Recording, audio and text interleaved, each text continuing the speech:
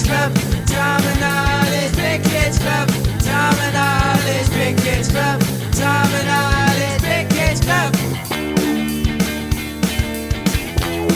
It's all about shit and stuff.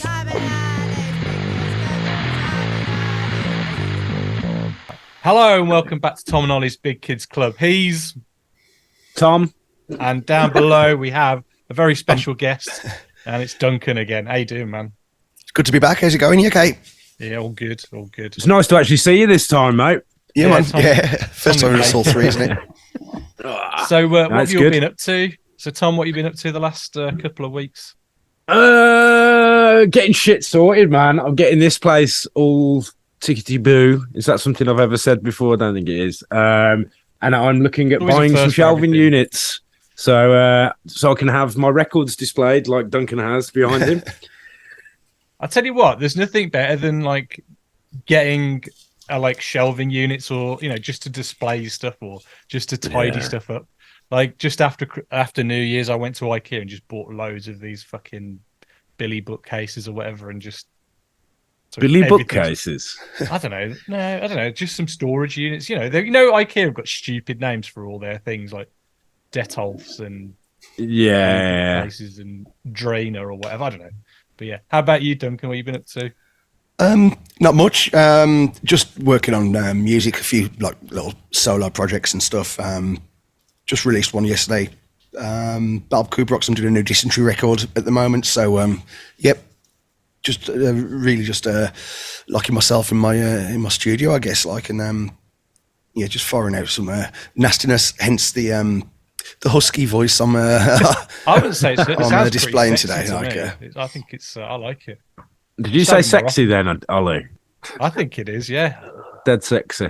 thank you. What was I going to say? I've not listened to the dysentery stuff yet, Dunk. How's it going, man? It's all right. It's very like meat and potatoes, discharge worship kind of thing, Nice. Yeah, just does what he says on the tin, kind of.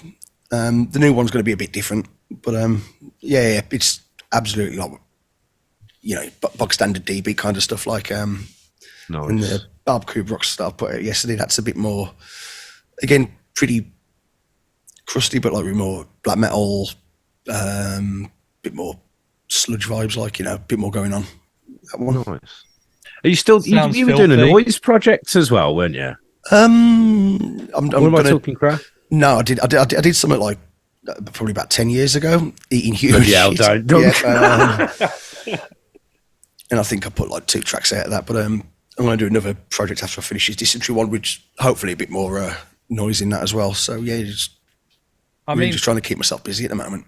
Dunk, Yeah, I know man. I'm the king of doing projects and never finishing them. However, for the past 18 years, I've been waiting for the conclusion of Catapult 4. I want to know what happens to King's Underbass and the Fishy Mermaids and the And all the Merbot. rest, yeah. Yeah, The deadly Merbot, Yeah, man, the Deadly Merbot. deadly halibut. I remember Yeah, those two. I swear, there's one line in that I still think about to this day, and it's The I gave Wobblers. her a custard chup at the dumper truck. That I'll never forget that lyric. So for anyone out there who doesn't Maybe one know, day. tell us what Catapult was. It was just like a joke band that me and Big just did just for shits and giggles, like when we were kids. Just kind of like a King Diamond kind of rip off. Just with like daft stories. His grandpa being turned into a bat and like evil like mer creatures and stuff, And her fish smelled like Fanny. That was another good. But like what I love about those recordings, because like, every album tells like a story, and it's kind of like there's like a lore to it. But like in the background, you can hear like Alex in the background just pissing himself, and I'm sure he was there at one recording. But Alex's laugh, you can just tell it. I could just hear Alex's laugh in the background. I can hear it while you're saying that, man. Bless you. The bloody shit. So it was good fun. We're all here today because one of the reasons we all know each other is through music. Obviously, I don't play music, but these two do, and they're very good at it. I just kind of make music videos. That's what I do. But I thought it'd be really fun to kind of talk about, 10 or so of our favorite albums. So that's what I've challenged these guys with today. And I don't know about you guys, but it's it's pretty hard to whittle down your favorite albums down to like Jesus. 10. I was thinking like maybe we should have done it by genre because I was looking at some of the ones I'd got and I was just like, Fuck it, man. It's all or nothing. You just got to go for it. yeah, It's set in balls stone. deep. Whatever happens from the end of this episode, you can't go back on it. That's As how long it as is. these aren't the only albums I can ever listen to again. No, Like, it is. That's it. If you go to if Is you that were it? on a deserted island, that's the deserted one. desert island, whatever. That's what you have to take is those 10 albums. So Sweet, I've got man. 15. So, but we'll see how we get on. Right. Okay. How did you find it, Dunk? How was it for you? Was it... I wrote my first list down in literally like about 2 minutes, but then just a fine tuning of it ever since then. It still hasn't quite finished, but I've rolled the dice. I've tried to keep it a bit representative of like my life. I've done it almost kind of like chronologically. There's like a bunch of different genres. Oh, so you've kind of got like a story to your list then. I guess so. Yeah, like a concept album, like Oh, I like it. Nice. What about you, Tom? What thought did you put into it? Oh, as usual, not much thought. No, Just gonna what was I blag going it. to say? Well, originally I was going to do similar to what Duncan's done, and I was thinking, right, I'll do it chronologically, and I was going to go from like when I was a teenager, and like from when I was a kid, and like go from like the record which like I found in my mum's drawer and all this. that making that sounds as bad as I think it did. I've found a record in my mum's drawers. Yeah. But instead, I've just gone for favorite albums. Yeah. I mean, I had to think deep and hard about this. So like some of my favorite bands like Black Sabbath and Led Zeppelin and stuff like that, and Queen and Genesis, I chose not to pick any of those. And that's purely for the fact that for me, they're like a best of band. Some of them, like I wouldn't say some of their albums have all bangers. Maybe some Black Sabbath do, but like for me, they're kind of like they have the best of ever. Do you know what I mean? It's like the Beatles. The best of the Beatles is my favorite album. So I kind of haven't chosen some of those, and also I kind of wanted to pick stuff that I have like actually physically, so I can have it to to hold to show. Which I've got nothing to show because I still not moved my records in here because I've got 3 flights of stairs to take them up and I just cannot bring myself to do it. But I think that's happening next week. But we can put some pictures on screen. I'll just put it over your beautiful face like the album artwork and motion track it as you're moving around. All right, so as you're the guest, Duncan, you can go first. Okay, This is number 10. I'm looking forward to this. Well, I don't know about you, but mine aren't necessarily in order. Apart from number definitely 1. not in order. I have a number 1, that's for sure. But go on then, Dunk. Well, I don't know if I'm going to be able to pick a number 1. So again, I'm going to go chronologically. 24th of March 1988, Top of the Pops was on, and they put a video, Can I Play with Madness by Iron Maiden. And that was, I suppose, like the moment with which I kind of went off on that dark path. You saw Bruce Dickinson in his like little yeah, tight leathers. the video was awesome. Like I think he had like Graham Chapman out of Monty Python in the video for it. Was he still alive then? I thought he died by then. I think it was the last thing that he did. Oh wow! Before he passed away. And he's like the school teacher at this art class, and they're all sketching in the gardens. And this one little kid, he's drawn like a picture of Eddie in the sky. And he looks in there, the clouds kind of, if I remember correctly, the clouds kind of form Eddie's face, and he falls into this underground kind of labyrinth with like a fridge with Maiden playing inside it. Like, but it was always had amazing videos. Like the one they released a couple of months ago, like it's like fully animated. Like it's wicked. And yeah, it's just beautiful. They've got a new record coming out soon as well, haven't they? Have they? I don't know, maybe. I think so. I mean, I must admit, I don't really keep up with them that much, but yeah. So when I saw that, it set me off. So my first pick is Seventh Son of a Seventh Son by Iron Maiden. Nice. Still my favourite one by them. Second band I ever saw live was Maiden as well. Supported by Halford at the NEC. I was at that show. Yeah. Yeah. And you had the little, small person that was kind of like his like little sex slave or whatever. You know what? I was like, don't get me wrong, I love Judas Priest and Halford, but I was like kind of taking the mick out of him in my craft design technology class to like some of my other students after I saw the gig. And then my teacher turned around and goes, "You talked about Rob Halford?" And I was like, yeah. And bear in mind, Rob Halford's from Sutton Coldfield, where I'm from. And I was like, yeah. And he goes, you best not be talking. And he didn't say shit, but you best not be talking, shit about him. And I'm like, why is that? And he goes, it's my cousin. And I was like, no, he's not. He's not your cousin. He goes, all right, then I'll prove it. And the next day, brought in a photo of like his family, and then there's Rob Halford on the end of the picture. No way. Everyone knows everyone in Sutton. It's a bit of an incestuous place, but I think everywhere's like that. With like Iron Maiden, I remember getting into that band because of the t-shirts. I fell in love with the t-shirts before I did the band. Like the artwork was just something Eddie else, man. You could Eddie's just like an amazing character, isn't he? And I think even when they play live, they have like the giant one that comes out, and because they have about 20 guitarists in Maiden, one of them is like tasked with just fighting him with his guitar. Yeah. What's the album, the future one, where he's like a robot sort of Eddie? Somewhere in Time. That's it, Somewhere in Time. That was the first Eddie I saw, and I was like, that's amazing. Proper. Yeah, I think I'd just seen the Terminator for the first time, saw that front cover, and I was just like, that's a bit of me. Yeah, it's the first show. I think it was like a Somewhere in Time era one. The Stranger in Strangeland was like the cowboy. Yes. But when you was a kid, you could only get your t-shirts from like when you went on holiday, and there's all those guys with the just like a ring binder full of different prints, and then just put them in the iron press like. I've still got some of them, man. I've still got some of them. I don't fit in them anymore, but I've still got some of them. So what are your favourite tracks on that record then? Title track by a mile, like super kind of like prog rocky, 7 or 8 minutes long. It's got synths on it, hasn't it? Yeah. I think because I've kind of grown up, when you listen to your mum and dad's music, so there's a lot of like Jethro Tull, like kind of prog rock I'm listening to in the background.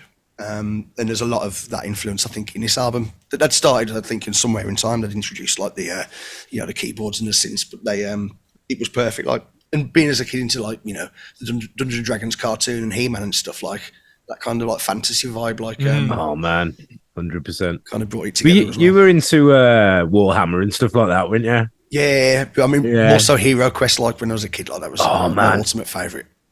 I had that in Space Crusade. Yeah. My friends had those, and I just looked at them. I was like, I don't get it. I don't understand what I'm supposed to do with this. Like, oh man, give me Monopoly. I don't know. I tried to paint the models and just fucked them up because I was too young to do it at the time. I'd love to have that set again, pristine. Do you know what I mean? They've reissued it now, like so. No way. Didn't they release Hero Quest again recently? I'm sure there's like a Kickstarter. Yeah, just before Christmas. Like I think you can get it for about, I think it's about 70 quid nowadays. Like, but no way. Pretty reasonable. Right, we'll have a night round here, man. Yeah, man. So What's Tom, that? I've got my set still. Have you? Yeah, we had nights playing it at the Cork and Cage a couple of years ago. Like when they did you? Oh, we should have come to that, man. That would have been rad. So are we doing it? So I choose one now, yeah? Yeah, we'll go round robin. So Tom, what's your 10 then? Let me get my list up. What do I go for? Okay, I'm going to try and do it in some sort of order. So, At the Drive-In, Relationship of Command. Oh, dude, what a fucking banger of an album. And I'm annoyed it's not in my list. Do you know what? Like, that was a turning point for me, like, getting into alternative music, because I think that's when I got into, like, I won't go into the other records I got on my list. Is it like the first cool band you got into? Yeah, I'd say they're still cool, but that last album was shocking. Oh, yeah. Well, I saw them live on that tour, and they were really good, apart from, man. What's the guitarist's name? What's his name? It's not. Is it Omar Rodriguez? Yeah, Omar. Yeah. So like back in the day when I first saw them, he was like insane, just going all over the shop.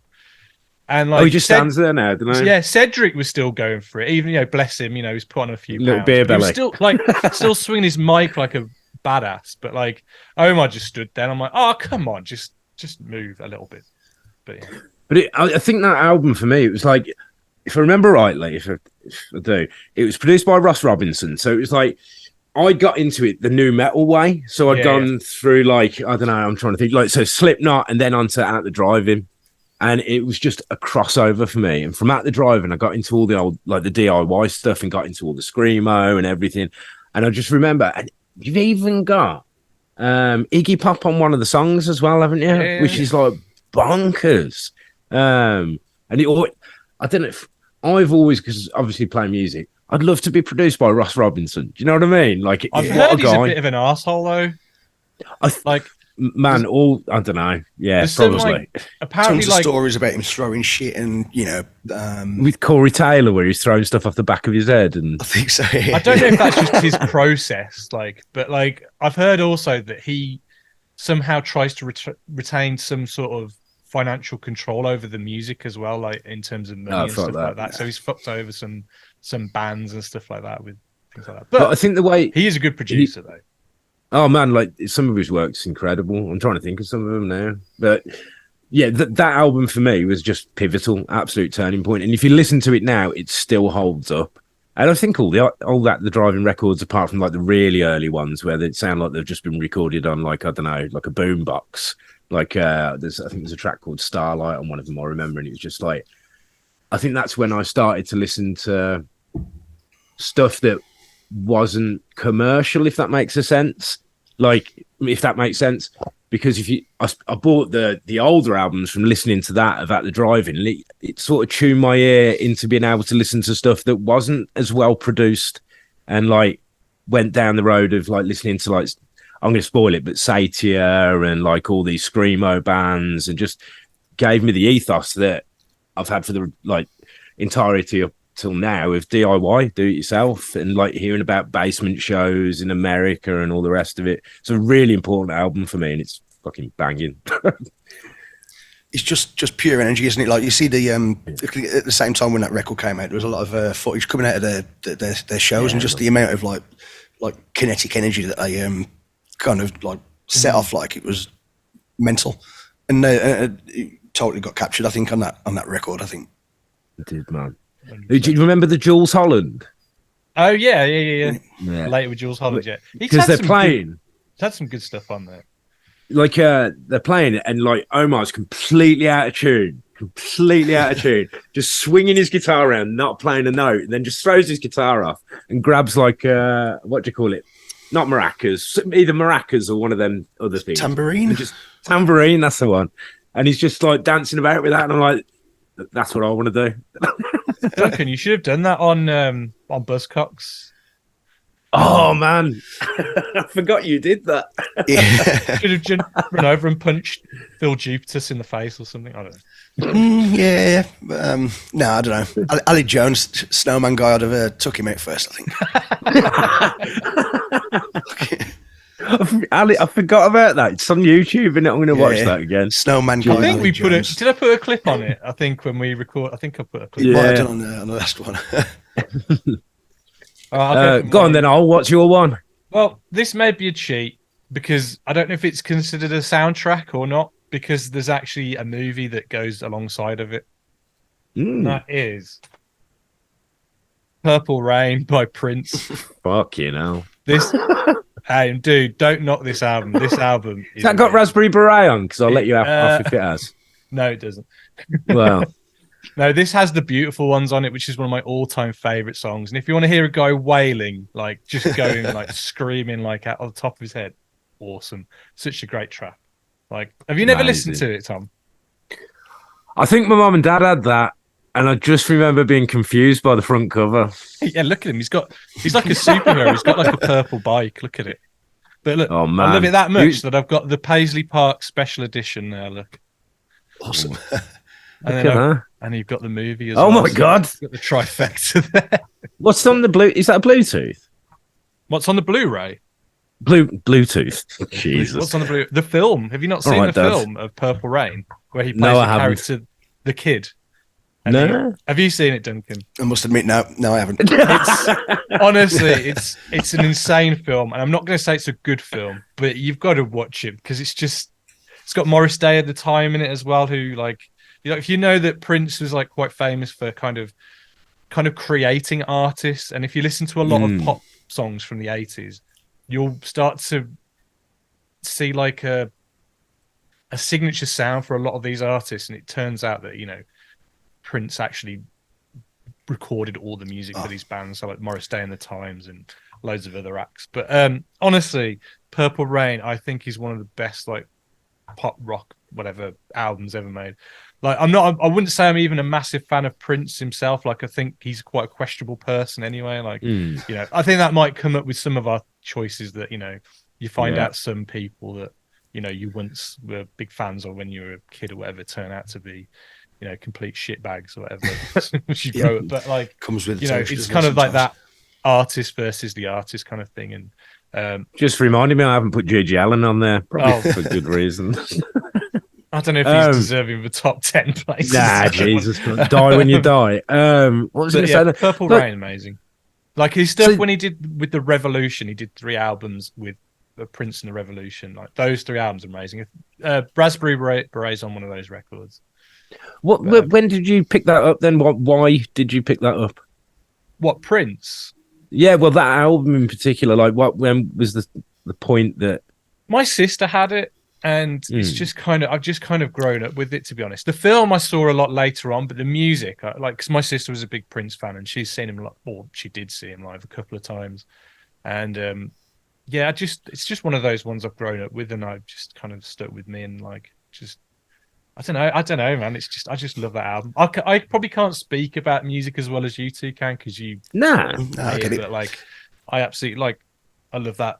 I just love that record. The Beautiful Ones. If you haven't heard The Beautiful Ones, you need to hear that. That song is incredible. And like, I think in the film when he's like pretty much having sex on stage with himself, like in the film at that point, he's completely going bonkers off the wall. Much like Gigi Allen. Yeah, but just there's not no covered in shit shit. smearing though. Well, we should have known you quite a few years back, because I got free tickets to go and see Prince because I used to work for a staging company. Gave it to my ex-wife at the time and a pal, and they got completely writ off. But apparently, no one wanted to go and see him at the time, so we were all just getting free tickets. Well, like the last time my sister saw him, she said he was terrible because, you know, he was like, no offense if people are like into religious stuff, whatever, but he was a massive Jehovah's Witness, and like I think he'd like play a song and then talk about God and stuff for about 10 minutes, then play a song and then talk about God for another 10 minutes, and it was like, just play a fucking song, mate. Just play Purple Rain. And I think by that point he stopped playing that earlier stuff, and it was more about his newer stuff. Right, okay. And obviously he did the Batman soundtrack as well, but oh shit, shit though. That one and didn't he change his name to a symbol? Yeah, but that was purely just a cock and balls. That was because Warner Brothers, like, technically they wouldn't let him off his contract or something like that, so he changed his like name to that symbol purposely just to kind of get out of the contract, and there's all sorts of stuff going on with that. Right, so Duncan, what's your number 9? Number 9 then, again, probably from my early years, and I did actually go for a best of in this occasion, like, because yeah, you know, we didn't have any hard and fast rules, so this was like one of my dad's favourite bands, like, but this particular compilation was just like always on in the car. It's like the original Masters by nice. Jethro Tull. Nice. No way, man. Like not like I suppose prog rock kind of band from the late 60s. They got pretty big over in the, you know, the 70s and the early 80s. But yeah, the frontman Ian Anderson's famously kind of like not only the vocalist but also he plays a mean flute, side flute, not the front flute, the side flute. Was perched on one leg, but it's cool. It's like just like mixed with. Obviously, I listened to Jethro Tull before I picked up onto Iron Maiden, and the kind of, I suppose, the progressive kind of stuff stayed with me, which, you know, helped me dig that kind of, you know, that fantasy, almost like proto power metal stuff that Iron Maiden was doing at the time. Like, but yeah, for someone who's not a particularly good musician, I do like listening to talented people play. Sometimes, and you guys know much of them. Of Jethro Tull. Talented musicians. No, I mean of Jethro Tull or. No, like I've dabbled a little. I bit. know. It's not something I've really kind of delved into, but it's something I keep meaning to like to listen to. I went down a bit of a hole with all the proggy stuff, and I did like go down the Jethro Tull route. Does he stand on one leg? Yeah, not permanently, like, but yeah. It's one of his little touches, tricks, like, isn't it? one of his little touches, like. Yeah. If you watch some of the old footage of him live, that are really, really powerful. he'd almost kind of cultivated an image as this like kind of like mad tramp in a big overcoat, like. And I was. Yeah, because there's that famous album cover where he's like looks like Rumpelstiltskin or like. Yeah, I think it that's actually isn't him. him. It's just a painting, like. But the similarities are very striking. Like, probably used to come on stage with like a paper bag with a hot water bottle in it, and he just used to fill it up with Coca-Cola, like, and but just drink from the hot water bottle on stage to kind of freak people out a bit, like. There you go. It's not Gigi Allen territory, but like Not quite. No, drinking pop out of a hot water bottle, like it's not quite up there, like. But yeah, your granddad's Gigi Allen, I suppose. that's it. Your granddad's Gigi Allen. I like that. But yeah, I went down that sort of that. Do you remember a band called? Well, not remember because I wasn't around at the time, but Captain Beyond. I think I know the name. You should check them out, man. It's not flute, but it's like I'm sure it's members of Deep Purple.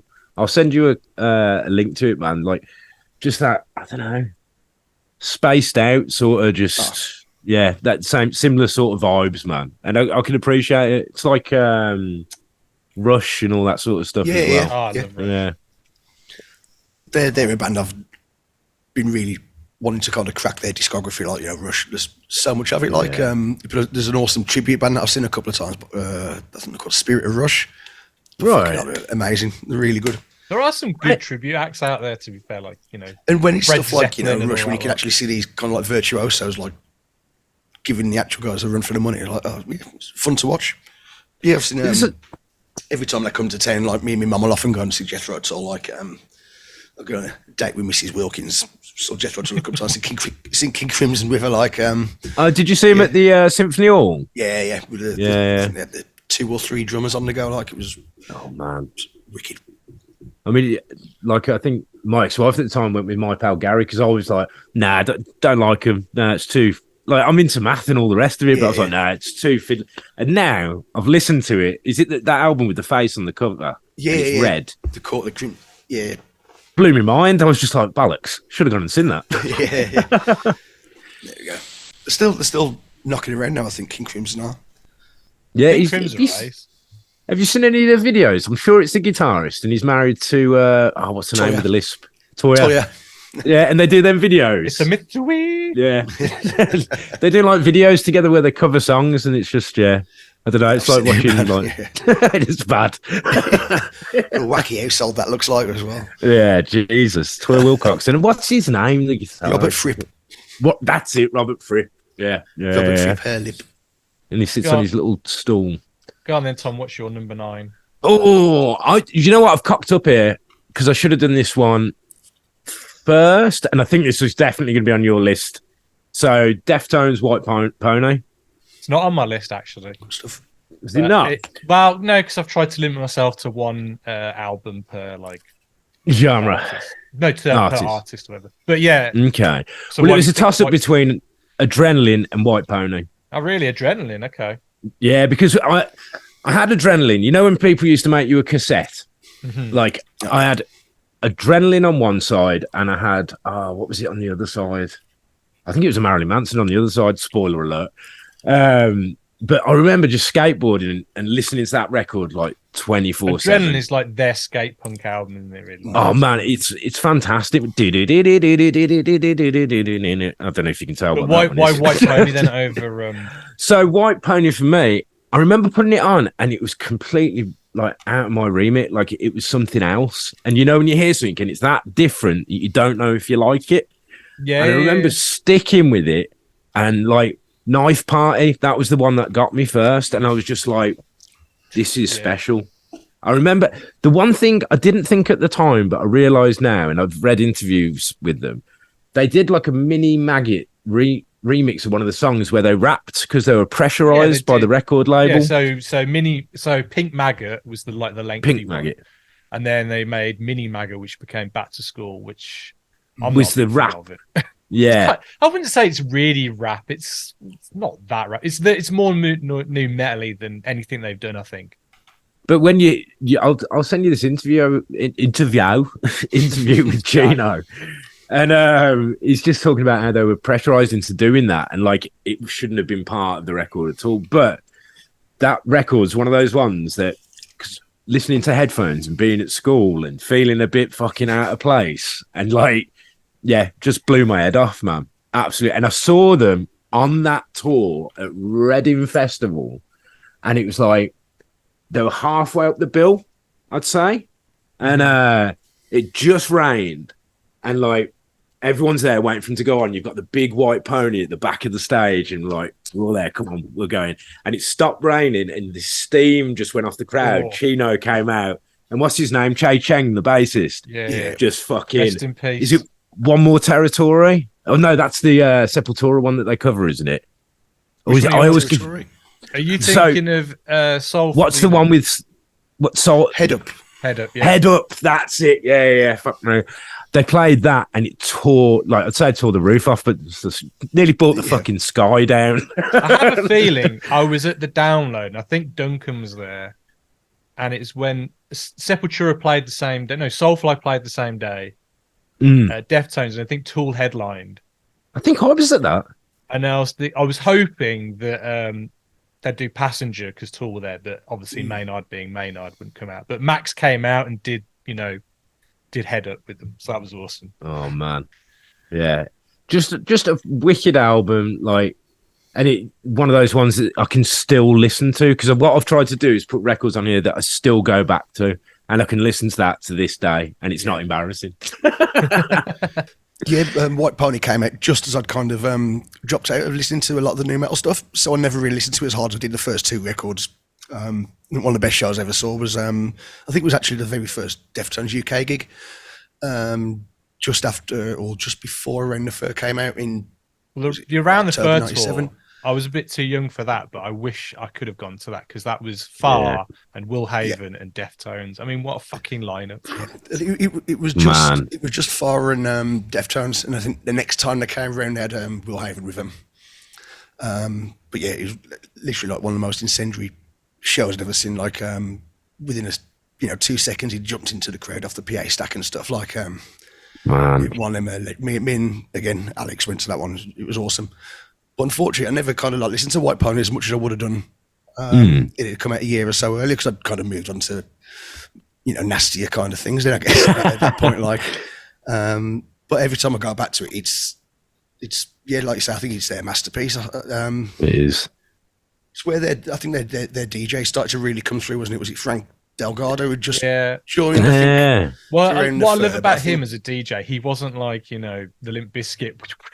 Yeah. It was more about ambient sounds and just soundscape filling up thing, the soundscapes and filling it up, with like, it's pretty cool. I think he respected that of the. What's that? Dunk, where did you? I've got to ask about the Deftones show, man. Wolfram Hall. Yeah. The small one. Yeah. And then the next time they came around, after I think Around the Fur was released, I think that was when it was with it was Bully Rag and Will Haven. Shit. Yeah, that was at the Civic. I mean, man, I'd have killed to have been at that. Yeah, I mean, it's probably no surprise to anyone, but they are my favorite band of all time, and I've seen them over 20 times now.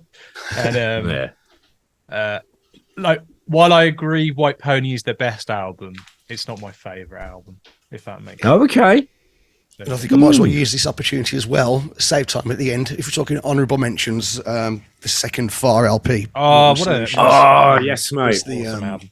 Me and Tom went to see what's his name? Jonah. We went to go and see him in Leicester, and he was doing Water and Solutions tour, where it's just himself, and he kind of like he hired like a backing band or something. Yeah. It was a support band, wasn't it? I think they did their own scene and they joined him, I think. Oxygen. But yeah, we saw him at the Victoria in Brum.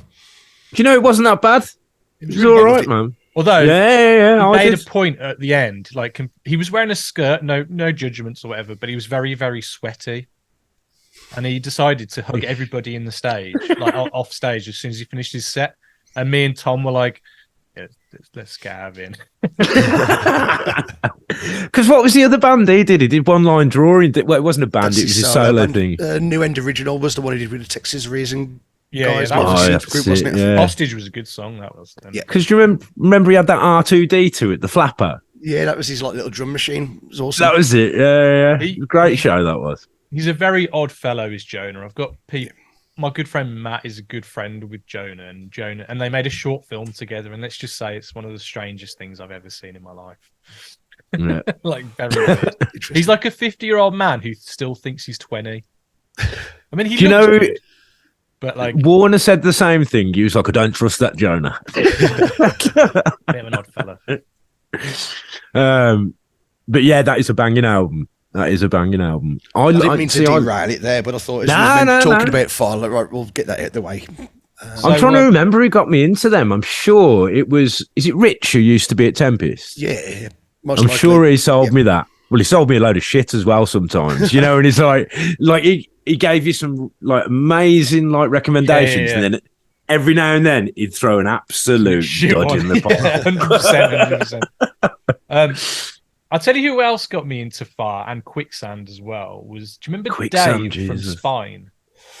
Yeah, Dave. Yeah, he used to play the band with him. He used to like always like give me tapes like a pusher, but he always used to give me good stuff, man. He was good. Yeah, man. All right, I'm gonna go for my number 9. I'm picking. This is Paul's Boutique by the Beastie Boys. Beastie Boys. I thought that was a Pink Floyd record then when you held that up. Like, but no, this is the Beastie Boys, one of my all-time favorite bands, and this is a fucking awesome record. Have you ever listened to much Beastie Boys, Tom? No. All right. So this has got Shake Your Rump on it, Johnny Royale, Eggman, Hello all those Ladies. Bangers. Yeah, I mean, for me, they're bangers. No. Beastie Boys, and like from where they came from, you know, they started off as like just a hardcore band, a pretty bad hardcore band that used to play with like Minor Threat and Bad Brains and stuff like that. But they were never as good as them. But for some reason, as soon as they tried hip hop, it kind of worked for them. And then they kind of went into this weird phase where they were kind of like a joke hip hop band, but they weren't really that. And that was Licensed to Ill. That's with Fight for Your Right and stuff. And don't get me wrong, I like those songs. I like that album, but it's a bit of a silly album. And I think Adam Yao, you know, the main guy, not MCA, sorry. He kind of wants to take it a bit more serious, and so then this is the result of that album, and it was this album. And I think, I don't know if still to this day, but at least when it came out, it had the most amount of samples that any record had ever had on it. I was going to say that. So none of the like songs on this have actual real instruments on it. It's all sample based. And I'm pretty sure, you know, Paul from Mistress, like, that's one of his favorite albums of all time as well. Yeah, and I don't know if it was him or he was referring to a website. But yeah, it was almost like a quest to track down the record where each of those samples was, you know. It's like how he put this together is insane. It's like Liam Howlett from The Prodigy, the way he like assembles his tracks is insane. And like if you go on YouTube, people have like done breakdowns like of how he works out how to do those tracks and stuff. But same goes for this. And what I loved about the Beastie Boys, like for their next album, I think it was Check Your Head was the next one, and then after that was Ill Communication. But they'd still come back to their punk roots as well, and they'd still do hardcore stuff, and they'd mix it up and stuff. But for me, this is my favorite Beastie Boys album. Like highly recommended. Sick, man. Do you know what? I might actually listen to that on my way out tonight. I think, honestly, Tom, I think you'll love it. Like, it's so, like, I can't talk about music very well, which is great. You bringing that up, though, it's made me think about, like, there was one I was going to put on there, and I'm just, like, you know, you've done an honourable mention. I'm going to do it, and it's Prodigy Music for a Jilted Generation. Oof. Man, like, when I heard that was a game changer. Because you remember the sample guitars and everything in it. And I think that was another turning point album for me where, like, I heard it, I was like, what is this fucking dark energy, man? It was Nirvana, wasn't it, that sampled? It was Milky. Yeah. Oh, man. And I was just like, what is this? And, I just thought I'd mention that album because it's just an absolute banger and another one that got me into all this shit. See, for me, it was Fat of the Land. That was like, because that was even another banger, I think, on the guitars and stuff. Yeah. And I think you either kind of went two routes with that. You either went the dance kind of experience, or you went the rock way, and I went the metal rock way. Yeah. But obviously, you know, that we know people who've like, doesn't the guitarist from the Prodigy like live in Birmingham or was from Birmingham or? Yeah, that's Rob Holiday. And I owe him so much. I know because there is it, Rob Holiday. Whoever he is, like I'm sure he used to live around. Is it Leo, the drummer? Yeah, I think so. Yeah. Yeah, it's Whoever it Leo, the was. drummer. Yeah. He showed my bovine video to Liam Howlett, and that's how I ended up getting the job for the Prodigy. So like I owe him like my career pretty much. Amazing. No way, man. That's amazing. All right, so Dunk, what's your number 8? Again, I'm still kind of traversing through my formative years. Another like staple of the Wilkins Mobile radio. Like, but I was just saying, you know, I was into, you know, Maiden and stuff, and you know the more progressive tendencies of Jethro Tull storytelling. Again, would this be classed as a soundtrack? It's, I suppose, a soundtrack to a film that doesn't necessarily exist, but it's Jeff Wayne's War of the Worlds. Oh yeah, Oh, sick, man. that used to creep me out as a kid. My dad used to play it, and it used to just scare me. We had that at home as well. Amazing. I I think- remember I it I think really well. everybody's family had that. Yeah. Yeah, it's for those who don't know, it's kind of like a prog rock kind of double concept album, just about the H.G. Wells War of the Worlds. The chances of anything coming from a That's it, yeah. I mean, it's I mean, it's It's like a just one of full those, blown stage show now with like effects and a big orchestra, and like they get celebrities to like kind of be the narrator and stuff like that. I think the one I Liam saw Neeson, had that's what I think. it had what's his name? from Liam Taken? Neeson? Liam Neeson, yeah. Yeah. So the original one, it was Richard Burton, and the first time they came in, they kind of through computer programming, they got like Richard Burton's face and kind of like projected it onto this like creepy kind of 3D dangling head from the rafters. Like, I'm sure I've seen images of that. yeah, it is awesome. Yeah, that was one of the best kind of like stage shows I'd ever seen, I think. But yeah, it's cool. It's just like there's not much really to say other than like, you know, as a kid, like on car journeys and stuff, like it's an awesome thing to listen to because, you know, you got that whole storytelling aspect to it as well. Just like one of those, do you remember like the Disney tape and the book that you used to read along with? Yeah. It's kind Dude, of like that's a such an awesome grown-up pick. I would version never of have thought to pick that, but that's made my day. I want to listen to that again tonight. Yeah, You're man. welcome. What's your number 8 then, Tom? Oh, I've gone arse about face for this, but I'm going to say. So for my next one, it's Satia retrospective. What? So Satia, S-A-E-T-I-A, is it? That's it, isn't it? Saetia. And it was, I'll tell you how I got into this record. So as I was saying, going down the driving route. Do you remember LimeWire? Yeah. Oh, yeah. Yeah, man. Yeah, And I was thinking, AIDS, pretty much. fucking hell, yeah, it needed to be shot-minded with all the, the stuff I was looking at the time, being a spotty teenager. But I started going on LimeWire. If you remember, when you'd have to, it's peer-to-peer, so you'd download from someone else's computer, but you'd sometimes end up chatting to them. Yeah, I get loads of messages of people going, "Fucker, why have you turned your computer off?" And I was like, Yeah. And I remember I'd gone down that the driving route, and me and my pal Tom Cross, we were like, got into like Small Brown Bike and Quicksand and stuff like that. And I saw this like file on this bloke's computer, and it was like Satan. I downloaded it, and like what I tried to do, because I was in a band at the time, which was my school band, like not the school's band, but my first band. So absolutely terrible. But we made a CD. We were called Space of Waste. Yeah, you played with my band shit. back in the day. Yeah. Absolute shite. But what I'd try and do is say, "Oh, you want to listen to this band?" and get people to download it. Like, Oh, you renamed your tracks, did you? No, I didn't do that, Right. but some fuckers did, didn't they? I remember having like some Creed sort of sounding piece of shit come through when I was trying to download various things. But I downloaded this, I think it was a Planes Mistaken for Stars album and some other stuff off this geezer. And he said, if you like this, you want to look at like some of the more original stuff. Like, because obviously there's Gravity Records and like, but Level Plane was sort of the record label Level Plane came after Gravity. And the chap who founded it was a guy called Greg Drudy, I believe his name was. And his band, the first band and the first record they released on Level Plane was Satia, a 7-inch, and I think they released 3 other things. And then they made it into a retrospective. And I downloaded this retrospective and listened to it. I was like, what is this shit?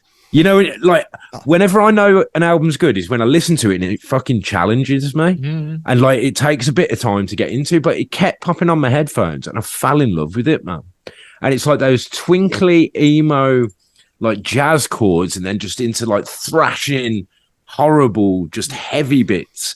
And it just changed my life because I spoke to Warner because I didn't think anyone else knew this music.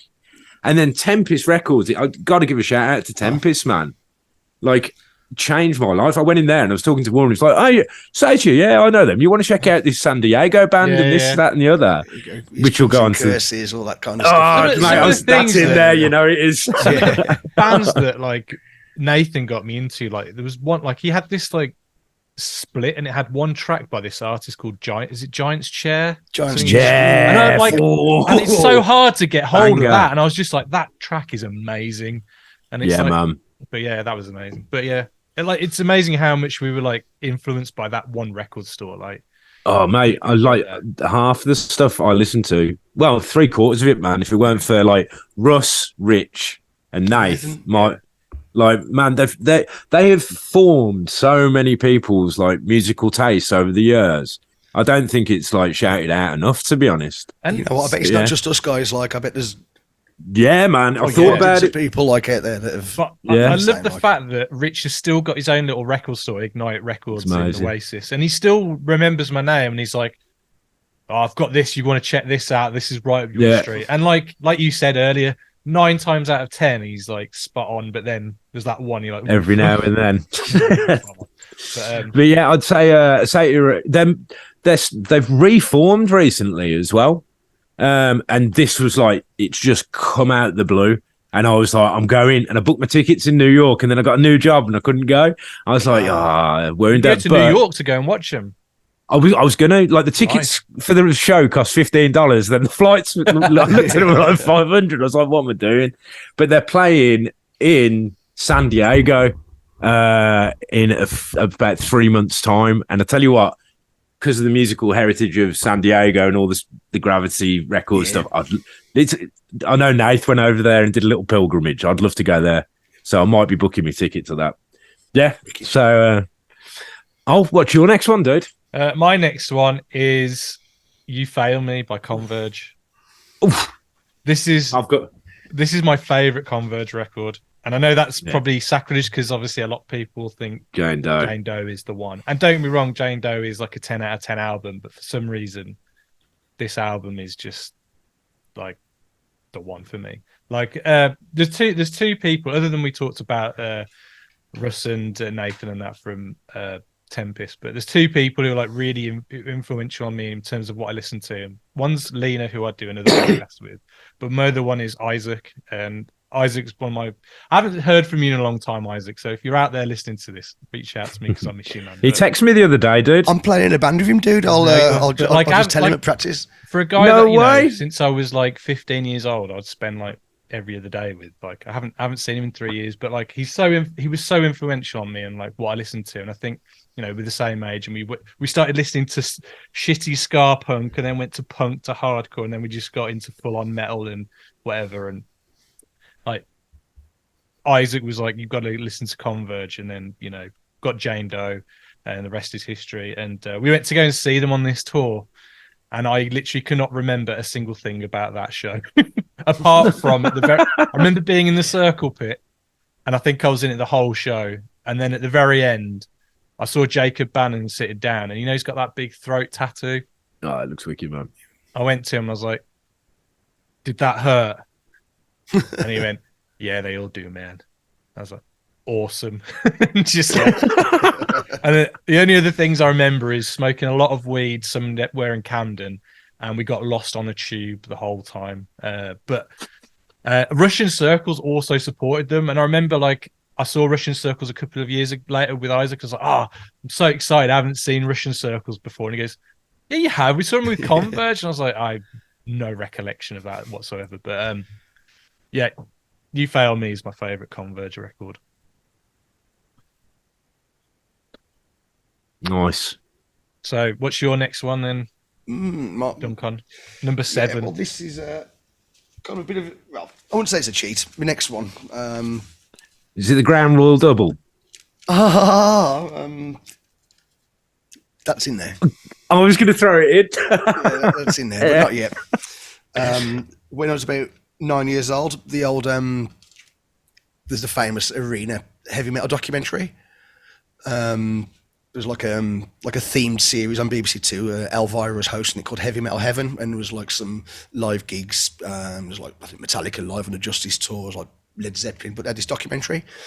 And there was bits of Iron Man and stuff in there, Metallica, Slayer. But then there was this band on there that sounded like nothing I'd ever heard before. I was literally like about 9 years old. And just this vocalist just like barking like a dog, I used to think. I thought, what the fucking hell is this? And it was Napalm Death. Oh, man. Hey. So there we go. Nice they get a shout out, man. Absolutely. I bought this, as I say, when I was probably maybe about 11, 12 years old off Spencer's Market in West Brom. Brilliant. And, it's not, when you don't really, it's something that like, I couldn't really tell you any songs or lyrics, but it was just like, I used to like listening to it just to hear the total racket kind of thing. In having like grown up with them and loved them, like I had to say that the second album is probably their best one, which is From Enslavement to Obliteration. But yeah, Scum was like super important, especially if you know as to what my musical kind of output has looked like since I've been playing music. Like I saw Shane in Five Guys in Solihull the other week. He's a good egg. As I used to live with Danny, but the Napalm flat for a couple of years, maybe about 7 or 8 years ago. Hey man, awesome guys. Like what a completely important record for me for like music in general and for Birmingham, I suppose. Massively. Everyone from Brum has got like a Napalm story, haven't they? Oh Everyone yeah, like says, they were always in XLs or like Scruffies or Scruffies or whatever. Five like Guys. Or Five Guys. You know that Scum record? Am I right in thinking? So Nick Bullen, who myself and he wrote one side, and then the other side was Justin Broderick from Godflesh. Or am I talking absolute crap No, there? I think he might have written both sides, but I think he only played on the one. Justin Nick's on side one. And on the back, it's Bill Steer, I think, had joined by then, and you got Jim Whiteley was only on that second half of the of Scum until like Shane took over for the next record. So hang There's on. some amazing. Oh, sorry. So someone from Godflesh was in or wrote. Yeah. I didn't know that. On the first side. Because like I'm not a big like industrial metal fan, but like Godflesh are fucking. I mean, I guess would you consider them industrial? I mean, they are kind of Absolutely, a little bit. yeah. Originators of it, man. Yeah, Street yeah. cleaner. Because I know that like bands like Fear Factory, I'm not a fan of them, but I know they cite like Godflesh as like the ones that started it. So, but like when we saw them at Supersonic, well, I mean we were filming them, but that Filming was them, yeah. fucking arse opening that was. Woo. What was I going to say? If you haven't listened to, I'll never pronounce it right. Jesu. Yeah. I think that like that's Justin's other project, and it's a bit more. I don't know what's the word for it. Bleak, miserable, like it's like Just really bleak and miserable. Yeah. I love it, but it's not quite as oppressive as like whereas like Godflesh makes you think of like high-rise skyscrapers or underpasses and stuff like that. This is kind of like clouds and fields almost, like but still. Yeah, do you know what? That's a great way of describing it, man. Yeah, that is a really good way of describing it. Nice. Go on then, Tom. What's your It's number on you, isn't it, 7? brother, I think. What's that? Sorry. I think it's on you, isn't it, Tom? Yes, you. Oh, is it on me? Ah, right. Oh, I'm looking at these and I'm trying to do them in some sort of order. Oh, fuck it. I'm going to do it. And I knew I was going to do it. And I can't choose between the two. So I'm going to go the classic Shellac Action Park. Oh, what was the other choice? 1000 Hertz. Oh, got it here somewhere. Where's it? I knew it. There you go. Just, Yes. on Tom's behalf, there you go. Mine as well. I remember it was like, I don't know. Yeah, there you go. Man, because you got the CD free with the 1000 hertz one, didn't you? Yeah. And I think Action Park. But I remember when you go to like going back to Tempest, and it was like they were selling you crack or something. Do you know what I mean? It's like, have you heard this? And the moment I heard those cheese grated guitars on, is it My Black Ass? I think it started. I was just hooked, man. So the band I'd say they're the band I've seen most throughout my life. Really? And I adore them. Like, I got into, obviously, there's another album. Here's an honourable mention while I'm talking about it. But in Utro, so obviously Steve Albini, he produced, recorded in Utro, and I always loved the sound of those drums. And then you hear Future Dead Bird producer. But yeah. But I always loved the sound of those drums. And then hearing Shellac and hearing his own band, and he records it all himself, and like this, and then reading the text where it's like the problem with the music industry, and then getting into Big Black, and that was another seminal album for me. Like their whole back catalogue, to be honest, like all of it, just love it, absolutely love it. But I don't think there's a sound like no one. People have tried, myself included, to rip them off, but like there is no one who sounds like Shellac. Do you know what I mean? Like they are their own entity, and that album is just, and the artwork. Like I remember you've just held it up, but like the Action Park, like looking at it and looking at the little map and just listening to the record, it's phenomenal, man. But yeah, so you talked about like there were people who are responsible. Growing up in West Brom, just like me and my friend Alex, just used to go to school together, and then I started hanging out with my friend Chris Blackwood. I've known him because he used to be in the Scouts, and he went to a different school up Wednesbury way, like and some of his friends, a guy called Neil Perry, not the emo band, the man himself, like Richard LeBrand, Bill Wildman, and obviously Nathan Warner as well. You know, they were all friends, and they just started speaking to me like, you know, have you ever heard of emo? I said, well, I know Far, I know Sensefield type of thing. Like, and then he just gave me this this compilation with one, you know, a cassette, you know, a mixtape with one compilation on one side. On the other side, it was Action Park and a couple of tracks of Terraform. And like you say, the moment you first heard those guitars for the first time, it was like nothing on earth that you'd listen to, especially when I was just, you know, kind of into like, you know, new metal and anything that was in Kerrang at the time kind of thing, you know. Yeah, man. Like, it was nuts because all you West Brom, like, once I started hanging out with you guys, like my musical vocabulary, my musical world just like exploded. It's exploded. I think when she just you know, just 2 or 3 mates from West Brom, like really were responsible just to opening like so many doors to a lot of people. Like it's so like mad. Weird. It's so funny. Just that little crew and that little kind of like subgenre, like totally opened our minds, didn't it, man? Yeah, it didn't know. You're going to like one of my big records. Egos now. They're going to get fucking big egos. Fuck them. I'll go for my number 7. So, do it, man. So this is another Tempest special, and this kind of opened up a whole new genre of music for me. Well, genre or, I don't know, sub-genre or whatever. I'm going to go for Owls. Ooh. Yeah, I mean, that's a Neil Perry classic. Yeah, man. Yeah. I'm a massive fan of that, like Chicago. Is it Chicago kind of era? Man. So you had Owls. Recorded by Steve Albini. Yeah. You had, who else was it? Cap and Jazz. Joan of Arc. Dismembered Plan and stuff like that. Football was an offshoot. Yeah, American Football. That's an honourable mention as well. Yeah. What an album, self-titled. I mean, this album just like in my bedroom at my parents' house, I've got like a little. Well, I'm actually in my old bedroom because it's my office where I work. I've got like a little.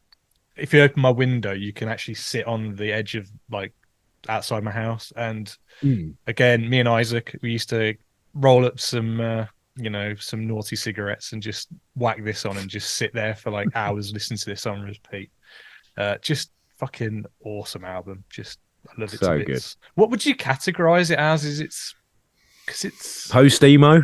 Yeah, I guess so. Yeah. I don't know. I'd just say it's fucking good, man. Yeah, it's just like good it's music, so Owls. like the drumming in that.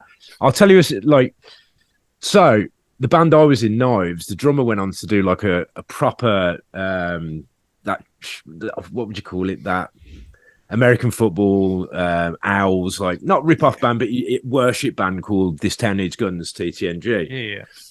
Anyway, we started playing again. It became Deadbird, but when we were practicing together, he toured with all them lot, and he got asked to play the drums for Owls. And I was just like, my pal's been asked to play for it, but he couldn't do it, man. It was just too strenuous to go over. Because they did a follow-up album a couple of years ago, and I didn't think it was good, but it's just not this record. And like, yeah, it's weird because it doesn't sound tight. It sounds quite loose, but it is so fucking tight as well at the same time. I can't explain it. I mean, it's like that sort of Captain Beefheart energy, isn't it? Yeah, along those lines. It's like, because they came from Cap and Jazz, didn't they? Like, and they were so chaotic, and that was like Cap and Jazz is like the sound of youth to me, like the massively fast and complicated at a level that's almost beyond their capabilities at a time, like, you know, and it's always in danger of like their hands are like catching up, aren't they? Yeah. It always feels like that, isn't it? Yeah. It's always in danger of falling apart. But I think with Owls, they still kind of captured that, but they knew what they were doing then, if you know what I mean. They kind of, you know, it was by design then rather than through just happy accident. Exuberance. All right, go on then. What's your number 6 then, Duncan? Okay. Well, yeah, we've gone through. This is Pure Filth. It's the second album by Iron Monkey. Problem. Yeah, what a fucking record. Super important. I remember when I first heard this again, Tempest. Because obviously at the time I was still into kind of like new metal stuff like that. I was loved, you know, the big heavy kind of grooves, you know. That just those. The grooves is what I always used to like say. Groove riffs, kind of. Yeah, I know. You know what I mean? Yeah, like the new metal, like bouncy kind of stuff. Like, and then I do like a bounce riff. Yeah, and there was this ridiculously heavy riff going on, like, and then this vocalist came into it, like, no, it was Bad Year, the first track off this album, but the riff was just so heavy, the vocals were so evil. It was like I need, because I'd heard a track by a Monkey on a Kerrang compilation. I think they'd put Think Dial off the EP on one of their cover mount CDs, and I thought, that was awesome, like, but it was again just a bit too evil for me at that time. I think a couple of years later, it absolutely got me. And in fairness, that's responsible, I suppose, for probably the majority of my, I don't know if I'd call it a career, but my musical endeavours for the last like 20 odd years. There'd be definitely no Mistress if it wasn't for Iron Monkey. I wouldn't have tried to be a extreme metal singer, vocalist, gob person, like if it wasn't for Johnny Morrow. But completely important. Great record. I mean, like, you did. My mind's I'm sure you supported them a few times, didn't you, Mistress? No, we never. I thought you did. You supported Pig Destroyer. I remember that. We did. Yeah, we played a Pig Destroyer at Eddie's, but by the time I'd got into Iron Monkey, they were meant to play at the Foundry one time. Didn't you have flyers?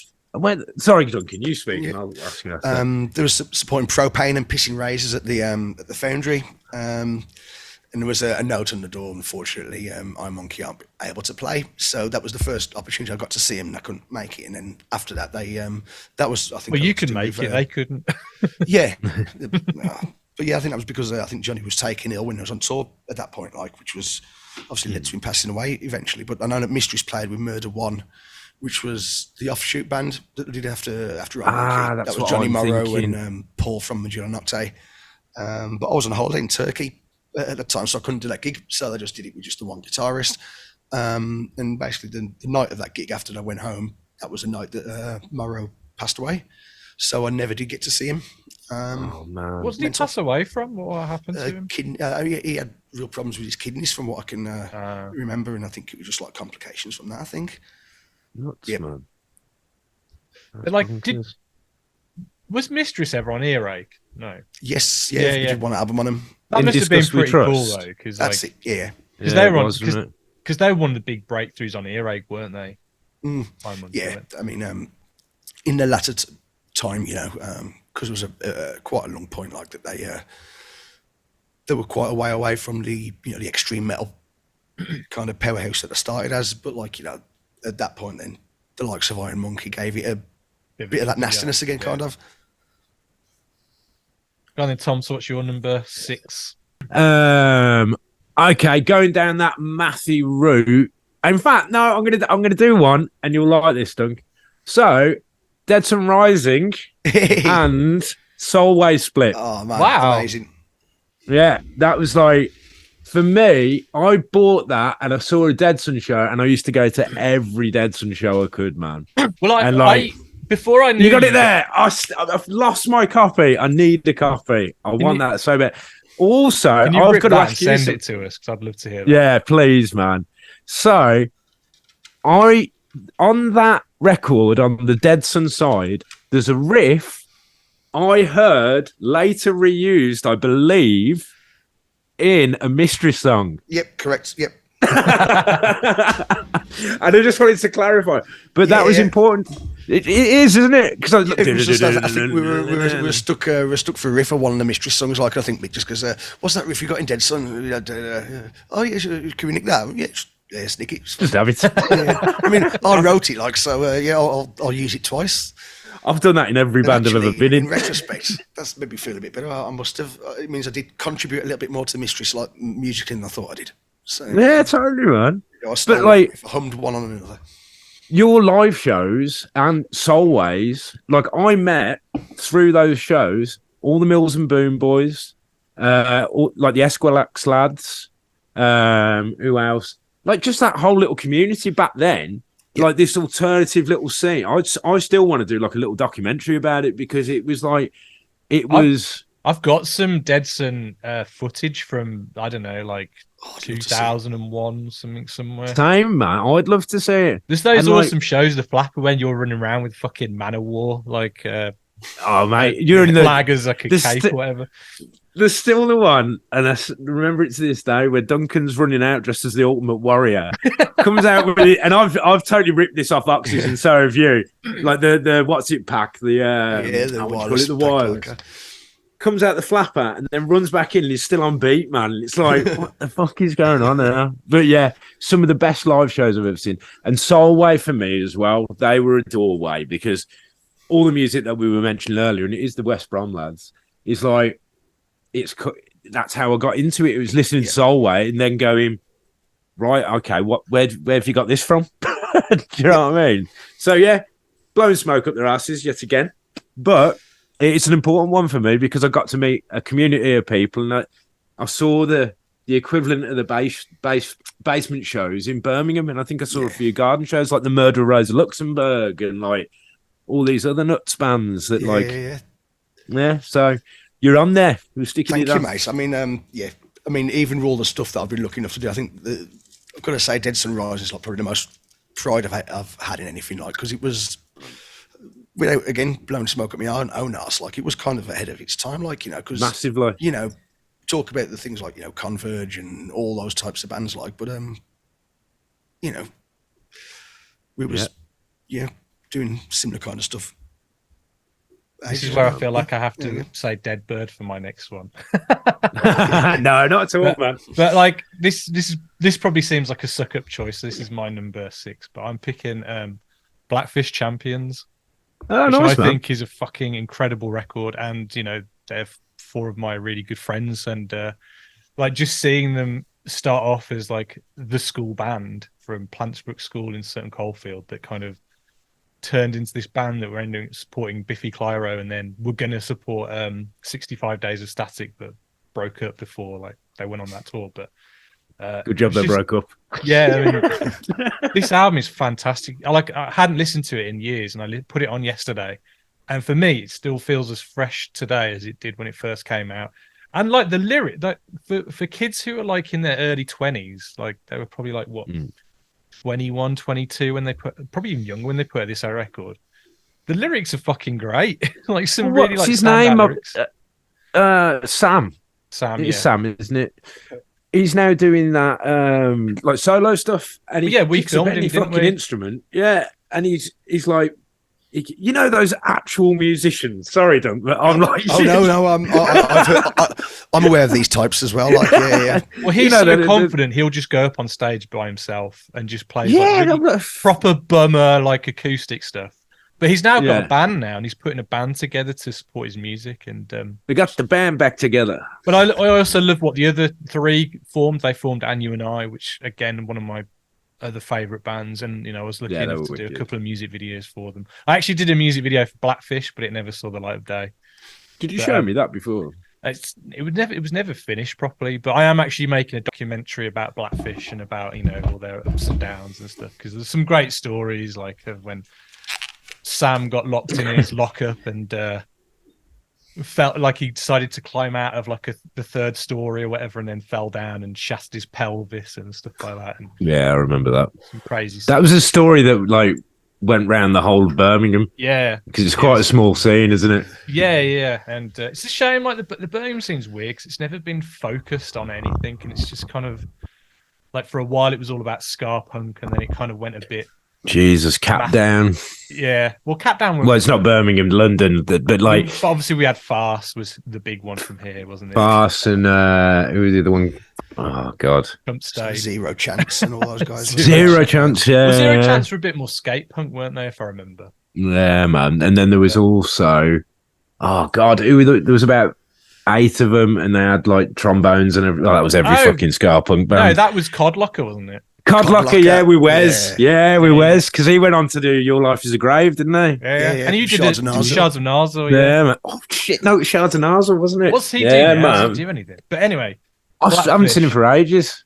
Blackfish, like, great songs on this record. Like Ringo Starr, Second Best Drummer in the Beatles is a great track. And, Economics, the opening track, is a banger.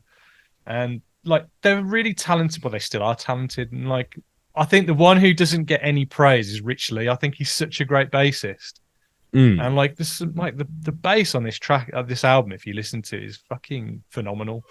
And I actually think the production's really good. And I feel for the producer on this, because I've heard they've told me stories about how they had to record this album, and it just sounded fucking insane. Because the amount of parts and because it's all like it's all wheedly music, isn't it? And it's all like, like I bet that was a nightmare to stitch wheedly together. I like that. But yeah. So Duncan, what's your number? Are we on 5 now? Number 5? I think so. I'm expecting Botch We Are the Romans to pop out. Well, that's. I have it here, but I don't know if I'm gonna. It's an honourable mention for me. I'll say that. I've also got an honourable mention here. As well. Oh yes. I've got it on my list as well, man. What do you think of that new song?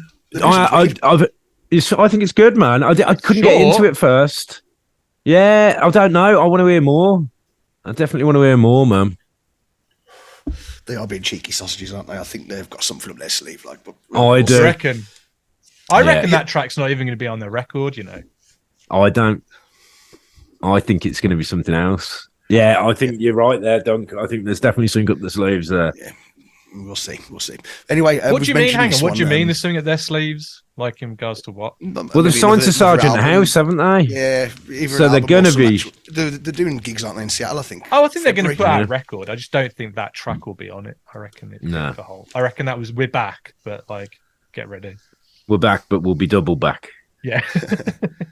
Sorry, Duncan. What are you going to go? That's all right. We've I think me and Tom mentioned this one earlier, but this was a compilation that was on one of these cassette tapes that the West Brom Fellowship of Stupid Boys lent me. It's on. I can't remember the name of the label. It's just a small little label, but it's a compilation called the Grand Royal Double. Man. And just off this when you get into nerdy territory when you're bringing out split records and shit like that. Oh, don't, mate. I mean, there's probably 20 bands on this, but you got the likes of Braid, Promise Ring, Mineral, C Clamp, for like all these like amazing like emo, and I you know, I say emo in the original meaning of the word, like, you know, kind of like Midwestern kind of stuff. Sunny Then Day you've and all also that kind of got stuff. there's like the shellac on here. You got Biggin, you know, so you got also that kind of like math rocky kind of stuff, like and the amount of bands that I just got into that spiraled off this compilation, like like Biggin, dude. Like Nathan described it best. It's like, I don't know, a noise rock band fronted by a pirate.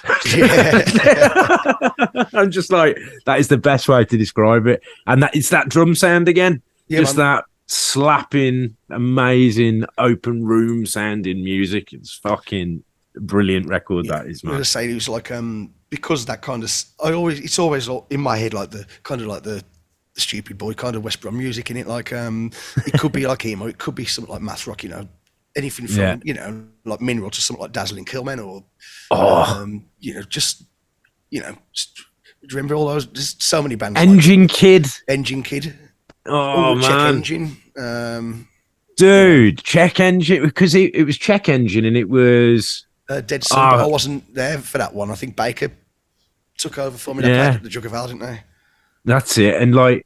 Because Check Engine had another band that was called, I can't remember the name of it, because it was saxophones, wasn't it? Sweet Leg Johnny? Yes, there you go. Oh, my list's getting ever longer. So, yeah, that is a banging one. Yep, that's a compilation with plenty of riches on that one. Nice. So what's your number 5 then, Tom? Right, let me have a look here. I'm going to go straight in with the big boy, Slint, Spiderland. Ooh. Nice, good choice. Yeah, I can't believe I didn't mention that. That's another band that I got into off the back of, you know, like that album for me is one where you can just be on your own, put your headphones on, and every time I listen to it, there's something new that pops out to me. And like, I heard Tweez before. No, I heard because they got the 10-inch that was the one with the corpse on like the kind of crime scene photo, isn't it? It's just, is it self-titled? I don't know. I think it's self-titled, and I was like, I want to hear more of this. And then I got Tweez, and I was like, I'm not as into this. But then I don't know how I got it, but I got Spiderland, and like the emotions that I go through listening to that record are insane. Like Washer, Good Morning Captain. Like those two tracks for me, absolute standout. Like the whole record, to be honest. And then they got back together. And for me, a lot of my favourite bands and favourite albums, like I've been lucky enough to go and see All Tomorrow's Parties. And like I saw Slint and everyone was like, started listening to the record and I was like, yeah, it is. And that's fucking brilliant. But like, yeah, that is one of my all-time favourite records, man. And I think I'll be on my deathbed listening to that. It's just something about that record, man. Incredible. Yeah.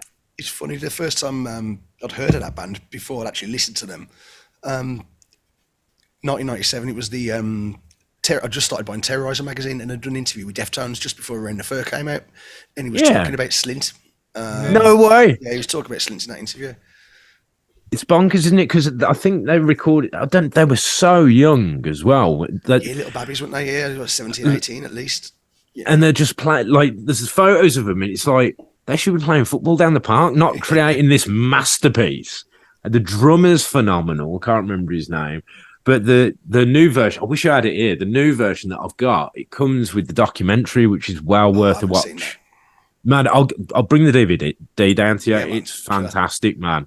Absolutely, it is on YouTube, but none of the music's on YouTube because it's copyright. So you want to watch it on the DVD. But yeah, Slint, Spiderland, absolute game changer. Nice. Right, I'm going to go for a bit of a change of pace for my number 5. Tom's probably going to laugh at this, but this is Oingo Boingo. Dead Man's Party. You love them, didn't you? I fucking love Oingo Boingo. Well, no, they are a band, but obviously isn't it? Fronted by Danny That's it, yeah. And like, if you ever want to know what Danny Elfman's music, you know, he's famous for doing Batman, Spider-Man, all those kinds of scores. Nightmare Before Christmas? Yeah, Tim Burton stuff. If you ever want to know what he sounds like in a post-rock not post like Post-punk. punk kind of sound, new wave sound, and this is it basically. Kind of started off as a project for I think his brother's film, which is called The Forbidden Zone. And Yeah. kind of started. They were called the Mystic Knights of the Oingo Boingo, and it kind of evolved into like being this band called Oingo Boingo. They've got kind of some ska elements in it, but it's not like the ska. It's quite cool. And but I just love this band. Like this album is one of my all-time favorites. Just Under the Day is a classic song. Dead Man's Party. If you haven't seen Dead Man's Party, it's a claymation like stop motion video. So obviously it's right up my street. Yeah. It's also got Weird Science on it, and everyone knows Weird Science because it's the man. song from Weird Science. And Danny Elfman, he's kind of gone back to doing this kind of stuff, and he's just released a new record. But it's like a solo record, but it's the closest thing to hearing Oingo Boingo. And like he's got all shredded, like a guy who's like 70 now. He's started to like beef up, and he's decided I'm going to cover myself in tattoos, and he's fucking going for it again now after he's saying I'm not going to do any of this kind of stuff anymore, and he's like back at it now. So like if you're lucky enough to see him on tour, he's playing stuff from his Oingo Boingo days again. And Nice. Oingo Boingo are a band that kind of, they were quite dark as well with some of their songs, even though they kind of sound like kind of light kind of fare. They're kind of, they're kind of about some dark shit. Yeah, that's my number 5. So what's your number 4 then, Duncan? Right, this is absolute crushing.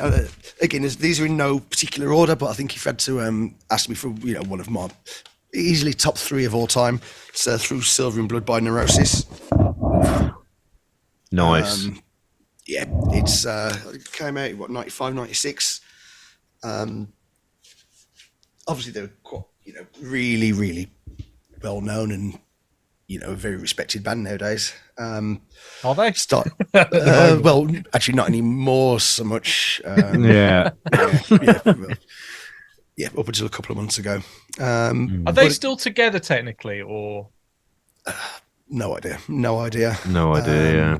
Yeah, unfortunately, it seems like the band's disintegrated. But they came out of like a crust punk kind of underground DIY kind of scene on like Alternative Tentacles, and then they put a couple of records out, Enemy of the Sun and Souls at Zero. When I started to sound a bit more epic, bit more expansive sounding, they always had like samplers and stuff like that, and then they absolutely, in my opinion, reached their peak with Through Silver and Blood, which is just like a absolutely apocalyptic kind of like masterpiece. Literally just sounds like the end of the world. Massive kind of industrial overtones to it, like and it was really again in my new metal days when I was a kid, they were on the first Ozfest tour in the States. I think they opened the second stage or something, like 11:30 in the morning. And the track Locust Star was on the compilation, and then you can go to YouTube and have a look at the video that they put out for when they played Locust Star at the Ozfest. And for if I never do anything in music, if I can get like a performance that's as powerful, like a tenth as powerful as just that like 5 minutes worth of video, just the bass player on his own, I don't know what he's on, but he's feeling it like nobody I've ever seen feeling anything before. But yeah, I just don't think that they've ever kind of got close to as good as I think this album is. Like, as I say, I prefer them when they sounded like they wanted to destroy the world rather than trying to save it. Yeah. Well, we were lucky enough to film them, weren't we all? Yeah, we were, at Supersonic. And they blew my head off, to be honest, because I'll be honest with you, I've never really delved into their back catalogue, and I've always seen the new, like you're wearing a Neurosis shirt, and I'm like, what? I need to. But when you've got, I don't know, as you get older, you have less and less time to delve into back catalogues and stuff. But it is one of those ones where when we saw them, I was like, right, I'll dip a toe in here. And there's one with, I think it's a dog or a wolf on the front. Oh, Times of Grace. Time of Grace, yeah. Yeah, I listened to that and I was like, it's epic. Yeah. And when I was editing the footage that we got from the town hall, were you at that show, Doug? The Supersonic one? There was a way. I think it was Nathrak Gig or something, I think, but yeah. Okay, but yeah, they floored me, absolutely demolished the place. And I mean, the keyboard sample player guy, he was in like a Joy Division shirt, just fucking feeling it. I Just love it. There's proper like going. again referring to that like Ozfest video that's on YouTube. Like the sampler. He's got those those like foot pedals off a church organ. That's it. That's Yeah, kind of what yeah, he's triggering. But he's just yeah. his job is just battering the fuck out of these bits of wood with his bare hands. Like, I mean, if I was in that band playing that song, I would just want to batter the fuck out of anything like as well. The Sun That Never Sets was my gateway album for Neurosis. I think that was my first Neurosis album I heard. Yeah, and I man. kind of delved into their back catalogue after that. But yeah, solid pick though. Thank you, man. Nice. Go on, Tom. What's your number 4? We're going on to me. What do I do next? Let me have a look here. Okay, I'm going to go back to my youth now. I'm going to say Placebo, self-titled. I knew Placebo was going to be in there at some point. It's got to be in there, man. Like that's how I got into like another one I got into the game with. But that album still stands up, man. And the drummer on that, I don't know who it is. He is like incredible. And myself and Chris, who play in Dead Bird, and I used to play Knives with, we sessioned that album like all through when we were playing in Knives still. Do you know what I mean? Like, I felt like I should be embarrassed about putting a Placebo one on here because they're a bit cheese, but no, that record still stands the test of time, man. They've got some solid tracks, Placebo have. Yeah. Just because something's popular doesn't mean to say it's bad. Sometimes it's popular for a reason. But like the later stuff they did, like Black Market Music, I think it was, a bit whack for me. Do you know what I mean? But like, you know, once a band gets popular like that, they kind of, I don't know, sometimes they get the money. They lose that kind of, I don't know, the vibe they had originally. I don't know. Yeah, no, you're right. Like it's a rawer sounding record, and it sounds like a band in a room, and that's the music I'm into. Do you know what I mean? I want to hear a human being, not like unless it's like it's electronic music and that's what it is. I'd rather just hear. I don't know if I'm making sense here, but I want to hear the humans behind the music, not like a representation that's been jiggery poked all over the shop. You know, a lot of speed metal stuff, like they use like programmed drums a lot, though, don't they? Yeah, a lot massively. Was the Nathrak drums programmed? On record, yeah. Which is weird because if someone could play it live, why don't you do it? Sometimes it's just easier. For ease of, I think what Mick can get with his programmed drums for the purposes of putting it on a record, that's it's meant to sound, I don't say artificial, but certainly like again, you got that industrial kind of vibe to it. Like you'd need to put loads of effects on the drums anyway if you're going to do it live. Yeah. Anyway, so it's just absolutely means to an end type of thing, I assume. But you cut out the middleman. That Placebo record, like you say. I mean, I've only listened to that a couple of times when it first came out, but I remember it was like because they had a couple of big singles, didn't they? And I never thought that the singles actually kind of represented. I think there was a bit more going on in the album than what the singles. Yeah, 100%. So I think so like having like programmed drums, I'm guessing would speed up the process like tenfold. Yeah. Because like I like going back to Blackfish, I know when they went to America to record their record. Like they record the drums first, and I think that took up half the time. And like you can actually hear the click track throughout the whole album if you listen to it really intently. You can hear the click track coming through bleeding through the drum tracks. But yeah, okay. My go. It's on you, mate. Yep. You'll go. Sorry, I don't know how, but I've managed to lose you all. One sec. You go for it though. All right, I'm gonna go for the Eels, Beautiful Freak. Oh, you love them, didn't you? I love the Eels. Like, I'd say like my sweet spot for getting into music was around like 96, 97, 98. And I think was this 96? Yeah. I remember this being in the charts and MTV2. Yeah. Well, Novocaine, I saw it on Top of the Pops.